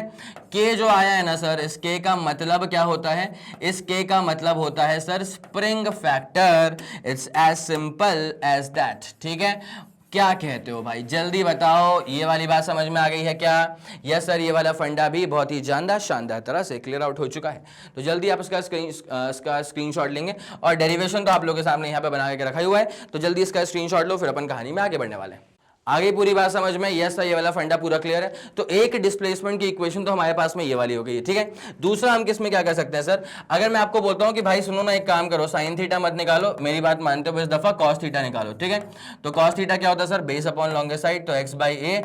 तो देयरफॉर यहां से जब x निकालूंगा ना, तो अपने पास क्या हो जाएगा, x is equal to a cos theta, और थीटा अपने पास में क्या हो जाएगा, ओमेगा टी। अब मैं आपको बता दूं कि कौन सी इक्वेशन हमको कब यूज करनी पड़ती है, कौन सी इक्वेशन कब यूज करेंगे तो सटीक आंसर मिलेगा। देखो, t इक्वल टू 0 मतलब ऑब्जर्वेशन शुरू हुआ है, तो अगर t इज इक्वल टू 0 पर बॉडी होती है मीन पोजीशन पे, तो डिस्प्लेसमेंट कितना आना चाहिए सर, 0 आना चाहिए। तो वो तब आएगा जब तुम यहां पे t इक्वल टू 0 पुट करोगे, तब मिलेगा तुमको डिस्प्लेसमेंट 0, ठीक है। तो यहां करोगे तो a मिल जाएगा, करके देख लेंगे पर। तो भाई यहां पे ये वाली जो इक्वेशन है वो तब के लिए वैलिड है जब t इज इक्वल टू 0 पर body was at the mean position, ठीक है। तो this equation is applied when body is at the mean position, ठीक है। ये जो इक्वेशन है ना बेटा, y is equal to a sin omega t, this is applied when body is at mean position at t is equal to 0 पे, ठीक है। और ये वाली इक्वेशन हम कब अप्लाई करेंगे सर, ये x is equal to a cos omega t वाली इक्वेशन हम तब अप्लाई करेंगे when body is at extreme position at t equal to 0, ठीक है। तो अपन लिख देंगे कि when body is at extreme position, हम लिख देंगे when body is at extreme position,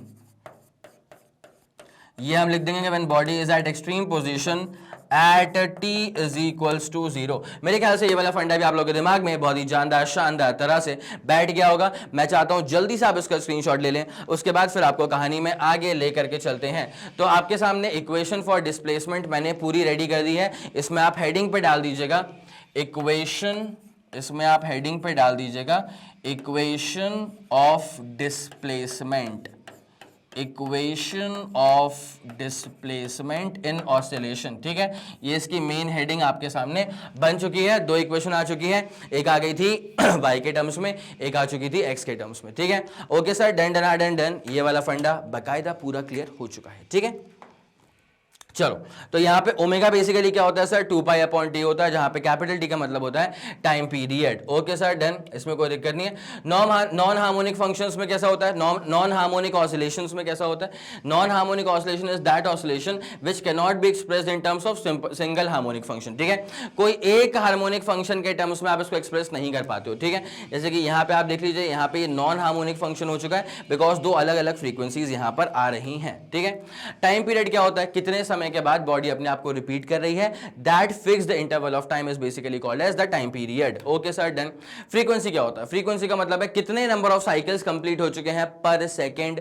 बहुत इंपॉर्टेंट चीज है, टाइम बहुत इंपॉर्टेंट है, this is not just the number of cycles. ठीक है, frequency stand for the number of cycles completed in 1 second. ठीक है, उसे कहा जाता है frequency. Okay sir, done done done done. इसकी यूनिट हर्ट्ज हो सकती है, सीपीएस हो सकती है, कोई दिक्कत नहीं है। एंगुलर फ्रीक्वेंसी क्या होती है sir, angular frequency is 2 pi times linear frequency. ठीक है, तो angular frequency is 2 pi into F हो जाएगा। Okay sir, done done done done. उसके बाद डिस्प्लेसमेंट क्या होता है, तो डिस्प्लेसमेंट इन जनरल जो है ना, वो ऑसिलेशन में हम डिस्प्लेसमेंट कहते हैं बॉडी की पोजीशन को फ्रॉम द मेन पोजीशन या फिर with respect to the mean position. आगे मेरी पूरी बात समझ में, यह सब पूरा फंडा क्लियर हो चुका है। एक बार जरा आप इस पूरे डेफिनेशन का स्क्रीनशॉट ले लें, उसके बाद फिर अपन कहानी में आगे बढ़ने वाले हैं। चलिए फिर, तो ये वाला फंडा पूरा समझ में आ गया। तो डिस्प्लेसमेंट अपन निकालते हैं हमेशा, बेसिकली क्या है, बॉडी की पोजीशन है from the mean position of the oscillation. Okay sir, done.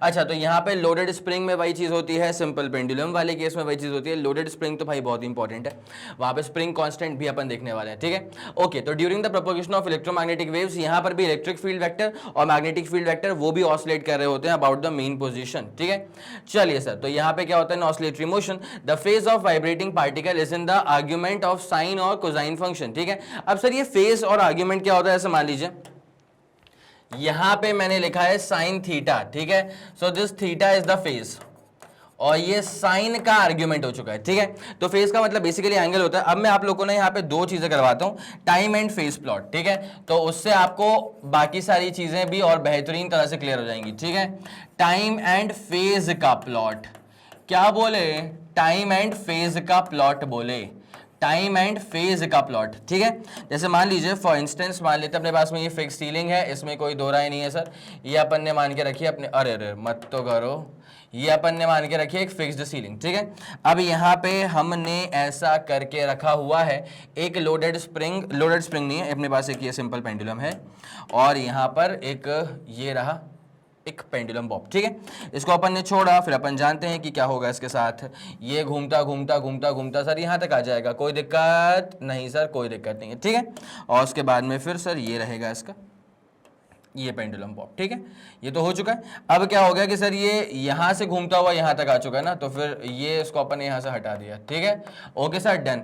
अब क्या हो गया भाई, यहाँ से इसको अपन ने छोड़ा था तो ये ऐसे स्विंग करता हुआ फिर यहाँ तक आ गया था, and this was the mean position, this was the mean position, this was the right extreme and this was the left extreme। ठीक है, अब मैं आपको बताता हूं इसी का पूरा टाइम प्लॉट क्या होगा और फेज प्लॉट क्या होगा। ठीक है, तो भाई देखो क्या होता है, टाइम प्लॉट का मतलब पहले राइट जाएगा, फिर ऐसे आएगा, फिर ऐसे जाएगा, फिर ऐसे आएगा, तब जा करके इसका एक साइकिल पूरा खत्म हो जाएगा। ठीक है, एक साइकिल को पूरा एग्जीक्यूट करने में इसने 4 हिस्से लिए हैं, पहला हिस्सा, दूसरा हिस्सा, तीसरा हिस्सा और चौथा हिस्सा। ठीक है, तो इसमें अपन एक साइकिल को ना इसमें 4 इक्वल पार्ट्स में बांट सकते हैं, एक साइकिल को अपन 4 इक्वल पार्ट्स में बांट सकते हैं और ये बनेगा इसका बकायदा टाइम प्लॉट।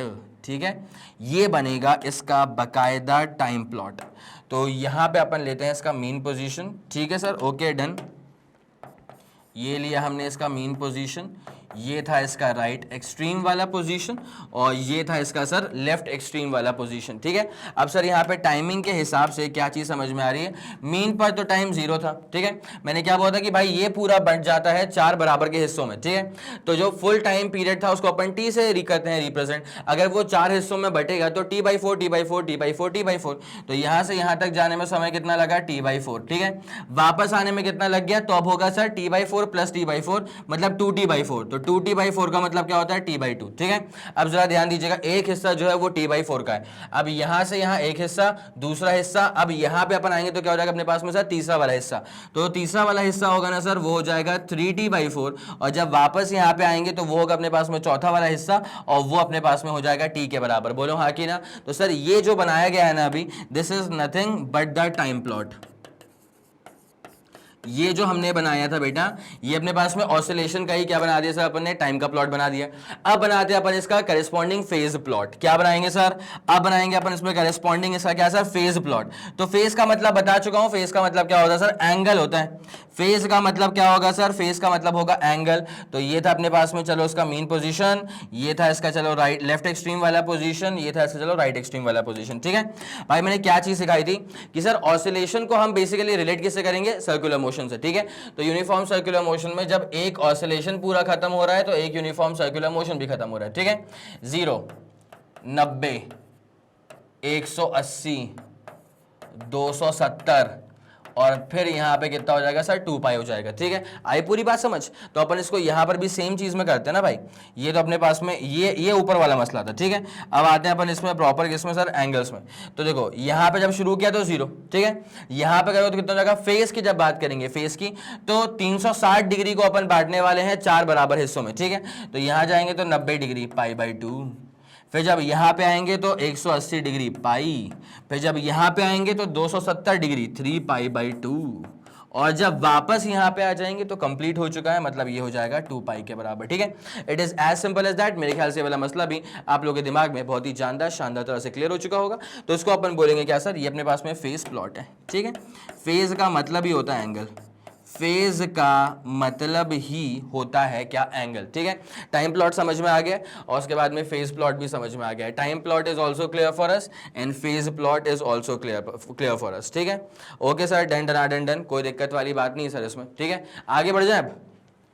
ओके सर, अब तो उसमें अपन आगे बढ़ सकते हैं। तो यहाँ पे अपने पास में ये सारी चीजें होती हैं। फेस का मतलब होता है एंगल, साइन के अंदर जो भी आर्ग्यूमेंट है that is nothing but the face only. यहाँ पे अपन y का फंक्शन भी यूज कर सकते हैं, x का फंक्शन भी यूज कर सकते हैं, जहाँ पे a का मतलब होता है एम्पलीट्यूड। तो simple harmonic motion is defined as the projection of a uniform circular motion on any diameter of a circle of reference, जो कि हम लोग कर चुके हैं डिस्प्लेसमेंट की इक्वेशन निकालने के दौरान। Okay sir, done. Equation for displacement is all done for you, y equals to a sin omega t या फिर y equals to a cos omega t। भाई जरा उसमें ध्यान देना कि जो ओमेगा होता है ना सर, उस ओमेगा को अपन 2 π/t कह सकते हैं या फिर आप इसको 2 π × f कह सकते हो, ठीक है। इसका मतलब 1 upon time period is basically linear frequency. This is not just any time but this is time period of oscillation, और दिस f या इसको अपन न्यू बोल देंगे, this is basically linear frequency, ठीक है।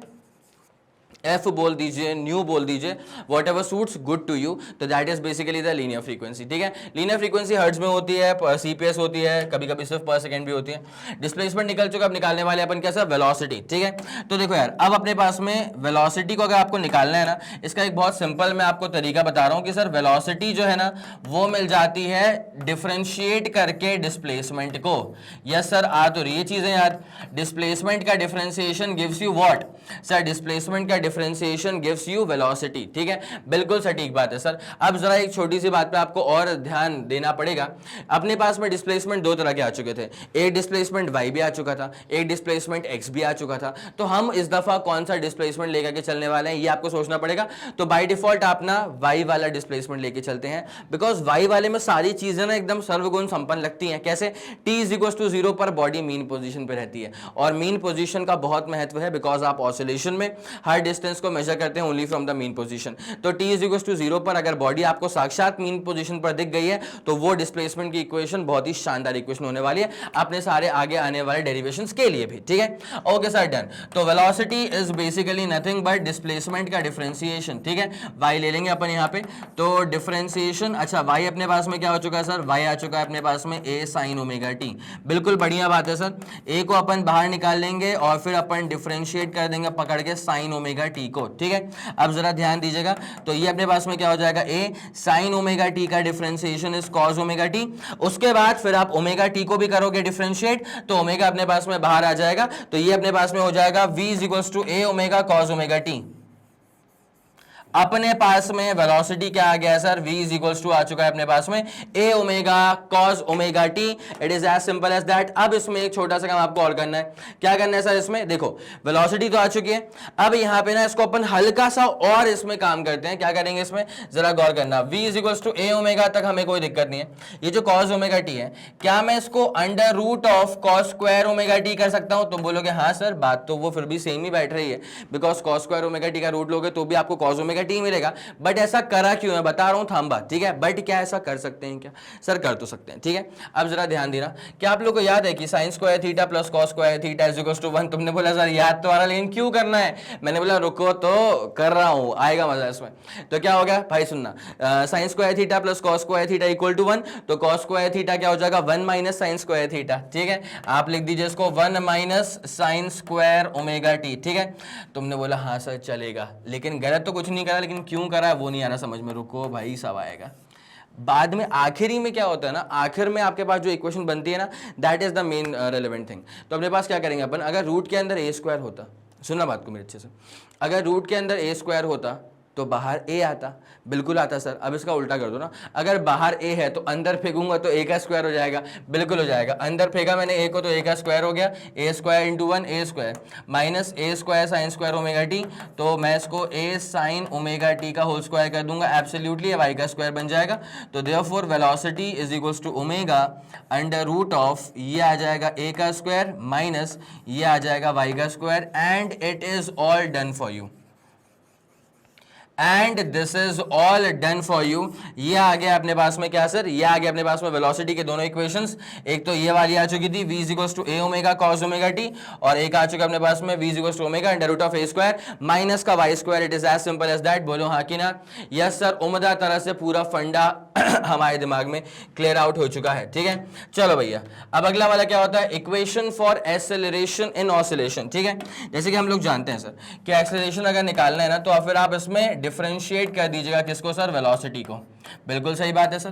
तो एक्सेलरेशन इज डिफरेंशिएशन ऑफ, अच्छा वेलोसिटी अपने पास में क्या थी सर, वेलोसिटी आ गई थी a omega cos omega t। बढ़िया चल रहा है सर, बढ़िया चल रहा है। तो अपन क्या करेंगे सर, a ओमेगा को अपन बाहर रख लेंगे, उसके बाद फिर अपन यहाँ पे पकड़ के डिफरेंशिएट कर देंगे cos ओमेगा t को, ठीक है। आई बात समझ सर, बिल्कुल बात समझ में आ गई, ठीक है। अब एक काम करना, मेरी बात समझते हुए चलना, a ओमेगा इसको बिल्कुल मत छेड़ना, और cos थीटा का जो डिफरेंशिएशन है that is minus sine theta, तो माइनस का sine theta, chain rule apply करेंगे तो ओमेगा टी मतलब थीटा का भी डिफरेंशिएशन होगा, और जब ओमेगा टी को आप करेंगे ना डिफरेंशिएट, तो वो सिर्फ और सिर्फ ओमेगा बचता है, ठीक है। तो इसका मतलब acceleration is equals to minus omega into omega is omega square a sine omega T. अब तो आप समझ चुके हैं कि a साइन ओमेगा टी क्या होता है सर, ये तो y के बराबर होता है, ठीक है। तो देयरफॉर एक्सेलरेशन इज माइनस का ओमेगा स्क्वायर, और a sine omega T is basically y के बराबर, a sine omega T is basically y के बराबर। तो ये अपने पास में एक्सेलरेशन की भी इक्वेशन डेवलप हो जाती है। क्या आप लोग के दिमाग में ये वाला फंडा पूरा क्लियर है? यस, ये वाला फंडा पूरा क्लियर है। चलें, ओके सर, डन डनाडन डन हो चुका है। अगला वाला पार्ट अपने पास में क्या आ रहा है सर, डिस्प्लेसमेंट। हाँ, वही जो इक्वेशन थी वो एक बार यहाँ पर प्रॉपर तरह से लिख करके रखी हुई है, मैं चाहूंगा जल्दी आप इसका स्क्रीनशॉट लेंगे। चलिए फिर आगे बढ़ जाएं। यस सर, बिल्कुल आगे बढ़ सकते हैं। अब इसके बाद अपने पास में क्या आता है भाई, अपने पास में आता है amplitude of resultant wave and damped oscillations, ठीक है। अब सर ये क्या होता है एम्पलीट्यूड ऑफ रिजल्टेंट वेव, इसके लिए आपको समझना पड़ता है पहले तो super position of two waves, ठीक है। मान लो किसी भी स्पेस में, किसी भी मीडियम में अगर दो तरह की वेव सुपर इम्पोज कर जाती हैं, तो that basically gives rise to a resultant wave. अब इस रिजल्टेंट वेव का एम्पलीट्यूड क्या होगा वो आपको निकालना होगा। तो इसके लिए आपको बता दूं, कुछ बेसिक टर्म्स आपके दिमाग में होने चाहिए भाई। जो पहला वाला वेव होगा ना, उसका कुछ एम्पलीट्यूड होगा तो उसको अपन बोल देंगे ए, ठीक है। तो this is the amplitude of first wave, ठीक है। उसके बाद जो दूसरा वाला वेव होगा उसका भी कुछ एम्पलीट्यूड होगा, उसको अपन बोल देंगे बी। तो B is the amplitude of second wave, B is the amplitude of second wave. और दोनों वेव्स के बीच में कुछ ना कुछ तो फेज डिफरेंस होना ही चाहिए, दोनों वेव्स के बीच में कुछ ना कुछ तो फेज डिफरेंस होना ही चाहिए। तो फाई का मतलब क्या होगा, फाई का मतलब होगा phase difference of two waves, ठीक है। फाई का मतलब होने वाला है phase difference between two waves. Phi का मतलब क्या होने वाला है sir, phase difference between the two waves. अब जब दोनों वेव्स को अपन ने सुपर इंपोज करवा दिया तो अपने पास में क्या बनता है सर, अपने पास में बनता है फिर एक रिजल्टेंट वेव। तो R is the amplitude of the resultant wave, ठीक है। आर क्या हो जाएगा sir, R is the amplitude of resultant wave. R अपने पास में क्या हो जाएगा sir, R is the amplitude of the resultant wave, ठीक है। अब जब दो वेव सुपर इंपोज हो चुके हैं तो जो रिजल्टेंट वेव इसका बनेगा ना, ठीक है, जो रिजल्टेंट वेव बनेगा इसका फॉर्मूला क्या हो जाएगा, रिजल्टेंट वेव का एम्पलीट्यूड होगा आर के बराबर, ठीक है। और इसका फॉर्मूला क्या हो जाएगा सर, इसका फॉर्मूला हो जाएगा ए स्क्वायर प्लस क्या हो जाएगा बी स्क्वायर प्लस क्या हो जाएगा 2ab cos फाई, ठीक है। अपने पास में जो रिजल्टेंट वेव बन चुका है ना वो क्या बन चुका है sir, r is equals to under root of A square plus B square plus 2ab cos phi. It is as simple as that. इतनी सिंपल सी बात थी, मुझे लग रहा है कि ये वाली बात आप लोगों को समझ में आ गई होगी बहुत ही बेहतरीन तरह से, ठीक है। Okay sir, done done done हो चुका है ये वाला फंडा भी। चलो निपटा है इसको, आगे बढ़े। अब डैम्ड ऑसिलेशन हम लोग देख चुके थे भाई, ये होते हैं प्रैक्टिकल ऑसिलेशंस। प्रैक्टिकल ऑसिलेशंस में अपन एयर फ्रिक्शन को नैलिफाई नहीं कर सकते, ठीक है। डैम्ड ऑसिलेशन ये बहुत ही प्रैक्टिकल सिनेरियो होता है, ठीक है। प्रैक्टिकल सिनेरियो में एयर फ्रिक्शन काम करता है। प्रैक्टिकल सिनेरियो में एयर फ्रिक्शन इज नेग्लिजिबल नहीं लिख सकता, air friction is considerable. Air friction को आपको कंसिडर करके चलना पड़ेगा, ठीक है। जब आप एयर फ्रिक्शन की बात मानते हुए चलेंगे तो एयर फ्रिक्शन की वजह से क्या होता है ना कि एम्पलीट्यूड उतना नहीं अचीव किया जा सकता है जितना कि हर बार किया जा रहा था, ठीक है। जैसे मान लो अगर ऐसा हुआ था कि कैसे कैसे कैसे यहां देख लेते हैं, ठीक है। यहां से मैंने इसको छोड़ा, ठीक है, तो क्या ये पूरा वापस वहां तक आ पाएगा, नहीं सर, हल्का सा कम दूरी पे आएगा। फिर यहाँ पे आएगा तो सिर्फ यहीं तक अटेन कर पाएगा, फिर यहाँ पे आएगा तो सिर्फ यहीं तक अटेन कर पाएगा, फिर यहीं तक अटेन कर पाएगा, फिर यहीं तक अटेन कर पाएगा, ठीक है।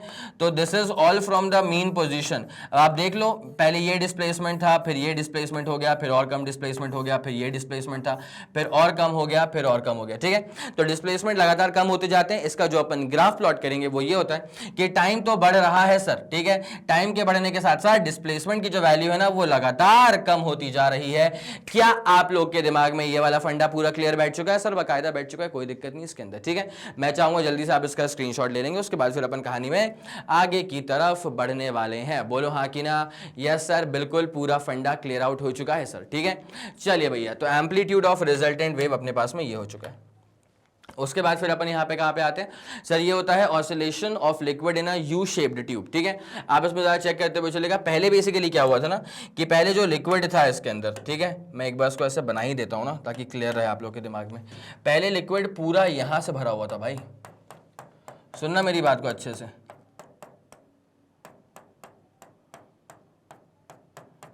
पहले जो लिक्विड था ना सर वो पूरा यहां तक पूरा लिक्विड भर के रखा हुआ था, ठीक है। फिर अपन ने क्या करा, फिर अपन ने सर इसको ऐसे नीचे कंप्रेस कर दिया, ठीक है। तो पहले जो लिक्विड है ना वो यहां से H का साइड है, वहां से भी H का साइड है, तो पूरे 2H के कॉलम में जो लिक्विड है वो पूरा भरा हुआ था, ठीक है। तो ये जो लिक्विड है ना, liquid column has length equal to 2H। Liquid column has a length equal to कितना है सर इस दफा 2H के बराबर है, ठीक है। फिर अपन ने क्या करा सर इसको, फिर आपने इसको यहां से कंप्रेस करा Y के अमाउंट से, ठीक है। जैसे अब जरा गौर करना, क्या प्यारी सी बातों को बता रहा हूं मैं, ठीक है, सुनना मेरी बात को अच्छे से। यहां से हमने इसको Y अमाउंट से नीचे इसको अपन ने कंप्रेस कर दिया, ठीक है। कंप्रेस करा होगा तो let me put a bar over here. यहाँ पे हमने इसको ऐसे इस बार की मदद से हमने इसको ऐसे नीचे कंप्रेस कर दिख रहा है आप लोग को। जैसे इसको मैंने कंप्रेस करा तो लिक्विड यहाँ से ऊपर की तरफ उठ जाएगा, बोलो हाँ कि ना, यस सर। मैंने इसको नीचे कंप्रेस करा तो इतने ही अमाउंट से लिक्विड जो है वो ऊपर की तरफ जो है वो उठ जाएगा, ठीक है, यस सर, बिल्कुल उठ जाएगा। तो ये जो दो लोकेशंस मैंने यहाँ पे मार्क कर दिए कि ये गया नीचे, ये गया ऊपर, ठीक है। तो यहाँ पर ये जो लिक्विड यहाँ पे देखो, यहाँ से y का डेप्थ नीचे आ गया, यहाँ से y का राइज ऊपर आ गया, तो टोटल उनका जो ये कंप्रेस्ड वाला वर्जन है और यहाँ पे जो फाइनल वर्जन है, इसमें जो वर्टिकल डिस्टेंस है ना सर, वो y प्लस वाई 2y के बराबर है। बोलो हाँ कि ना। यहाँ पर जो y नीचे गया, y ऊपर उठ गया, तो यहाँ पे जो कंप्रेशन और जो एक्सपेंशन आया था, यहाँ पे जो वर्टिकल डिस्टेंस आ रहा है वो बाकायदा सर कितना आ रहा है, 2y के बराबर में आ रहा है, ठीक है सर। ओके, डन हो चुका है सर, कोई दिक्कत नहीं है। तो mass of the liquid in the U shaped tube, तो पहली बात तो जो 2h है ना, ये दरअसल अपने पास में कितना होगा, length of the liquid column, मतलब L के बराबर, ठीक है। ये जो 2h है वो अपने पास में क्या होगा sir, length of the liquid column, ठीक है।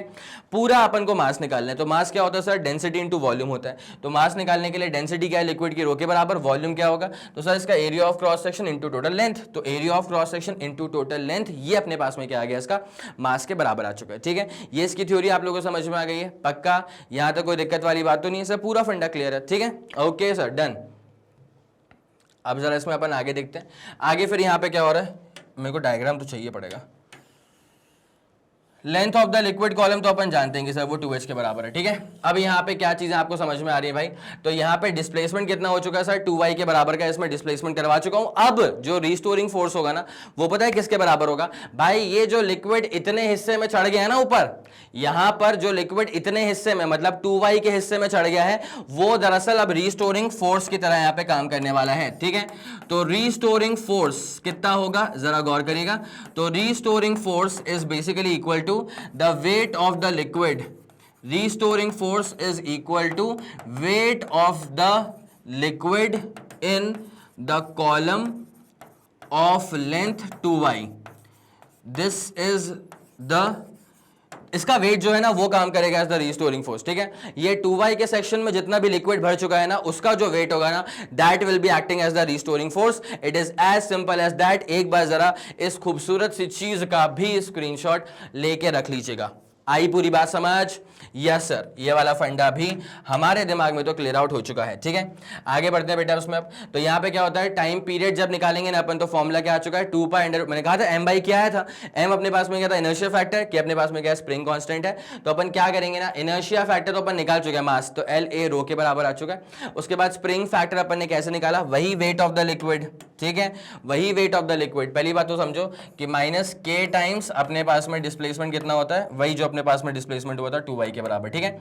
इज इक्वल टू क्या हो जाएगा sir, weight of the liquid, जो कि अपने पास वेट ऑफ द लिक्विड जो चढ़ चुका है 2y के कॉलम में, ठीक है। तो वेट क्या होता है, m इंटू जी, मास क्या होगा, डेंसिटी इंटू वॉल्यूम। तो डेंसिटी को अपन रो लिख देंगे, उसके बाद वॉल्यूम क्या हो जाएगा सर वहां पे, तो वॉल्यूम a इंटू क्या हो जाएगा 2y, ये मास हो गया। उसके बाद फिर अपन इसको g से मल्टीप्लाई कर देंगे, ठीक है।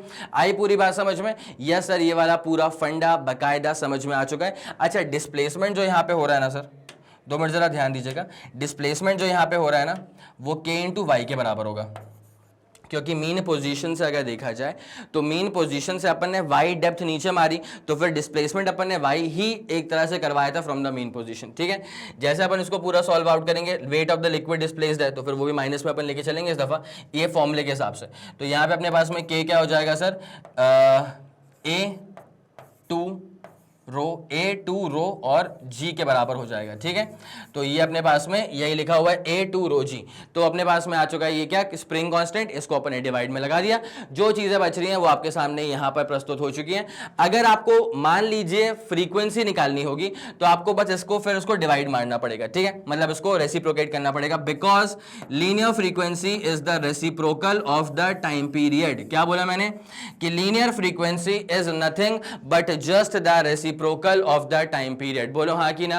यस सर, ये वाला फंडा बहुत ही जानदार शानदार तरह से क्लियर है कि linear frequency is the reciprocal of the time period. Yes sir, ये वाली बात बकायदा समझ में आ चुकी है। और उसके बाद में आपके पास जो नया वाला सेटअप स्टार्ट होगा ना, वो होगा oscillation of a loaded spring, ठीक है। यहाँ पे आप देख सकते हैं एक स्प्रिंग बनी हुई है, ठीक है, उसके नीचे अपन ने एक वेट को लगा दिया है, और जैसे अपन वेट को खींचेंगे नीचे की तरफ, ठीक है, तो और जैसे अपन ने इस वेट को नीचे की तरफ खींचा, तो you are basically changing the normal orientation, ठीक है। अब ये स्प्रिंग है, इसके अंदर इलास्टिसिटी होती है, इसके अंदर रिस्टोरिंग फोर्स होता है, जिसके चक्कर में ये जो बॉडी है ये अपने मीन पोजीशन पे वापस से आने का ट्राई करेगी, मीन पोजीशन पे रुकेगी नहीं, उस पोजीशन को ओवरशूट कर जाएगी because of inertia of motion, फिर ऊपर चले आएगी, फिर नीचे, फिर ऊपर, फिर नीचे, फिर ऊपर। तो तो ये हो जाएगा इसके अंदर क्या, ऑसिलेशन। और जब यहां पे आप निकालेंगे टाइम पीरियड तो बस सेम ही आता है, t is equal to 2 pi under root of l over g।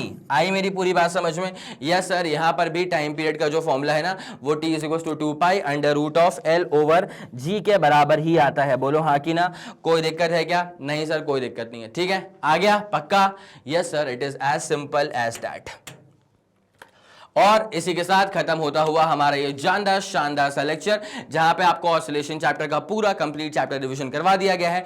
उम्मीद करता हूं कि आपको हर एक बात बहुत ही बेहतरीन तरह से, जानदार शानदार तरह से समझ में आ गई होगी। अगर आपको लगा कि इस वीडियो ने आपकी सच में हेल्प करी है तो बनता ही है कि आप इस वीडियो को लाइक करेंगे, उसके बाद इस वीडियो को फैला दो अपने सारे मित्र मंडल में। सबको ये बात मालूम चल जानी चाहिए कि मैग्नेट ब्रेन्स के चैनल पर प्लेलिस्ट में फिजिक्स में क्या क्या शानदार चीजें ऐड हो चुकी हैं और क्या जबरदस्त चीजें आप तक और भी जल्द से जल्द पहुंचने वाली हैं। अगर आपका कोई भी फीडबैक है या सजेशन है, तारीफ है या बुराइयां हैं या जो कुछ भी है, तो बड़े ही प्यार भरे शब्दों में अपनी सारी बातें आप मुझ तक पहुंचा सकते हैं यूजिंग द कमेंट सेक्शन। मैं और मेरी पूरी टीम सुपर एक्टिव रहेगी। हम लोग बाकायदा सारे कमेंट्स को चेक करते हुए चलते हैं, बिकॉज आपके ही फीडबैक पे काम करके वीडियोस की जो क्वालिटी है वो टॉप नॉच लेवल तक पहुंचती है और फिर हम आप तक डिलीवर कर पाते हैं। ठीक है, इसी के साथ खत्म करेंगे इस पूरे वीडियो को। और जैसे कि आप सब लोग जानते हैं कि मैग्नेट ब्रेन्स जो प्रोवाइड करता है वो English medium as well as Hindi medium वाली classes with entire full complete syllabus coverage. उसी के साथ साथ CBSE board, Delhi board, Bihar board, UP board, MP board, Rajasthan board और वैदिक मैथ्स क्रैश कोर्स और स्पोकन इंग्लिश। इसके अलावा अगर आपको कोई भी इंफॉर्मेशन चाहिए तो फिर आप मैग्नेट ब्रेन्स के ऑफिशियल वेबसाइट पर जाकर के विजिट कर सकते हैं। Thank you so much.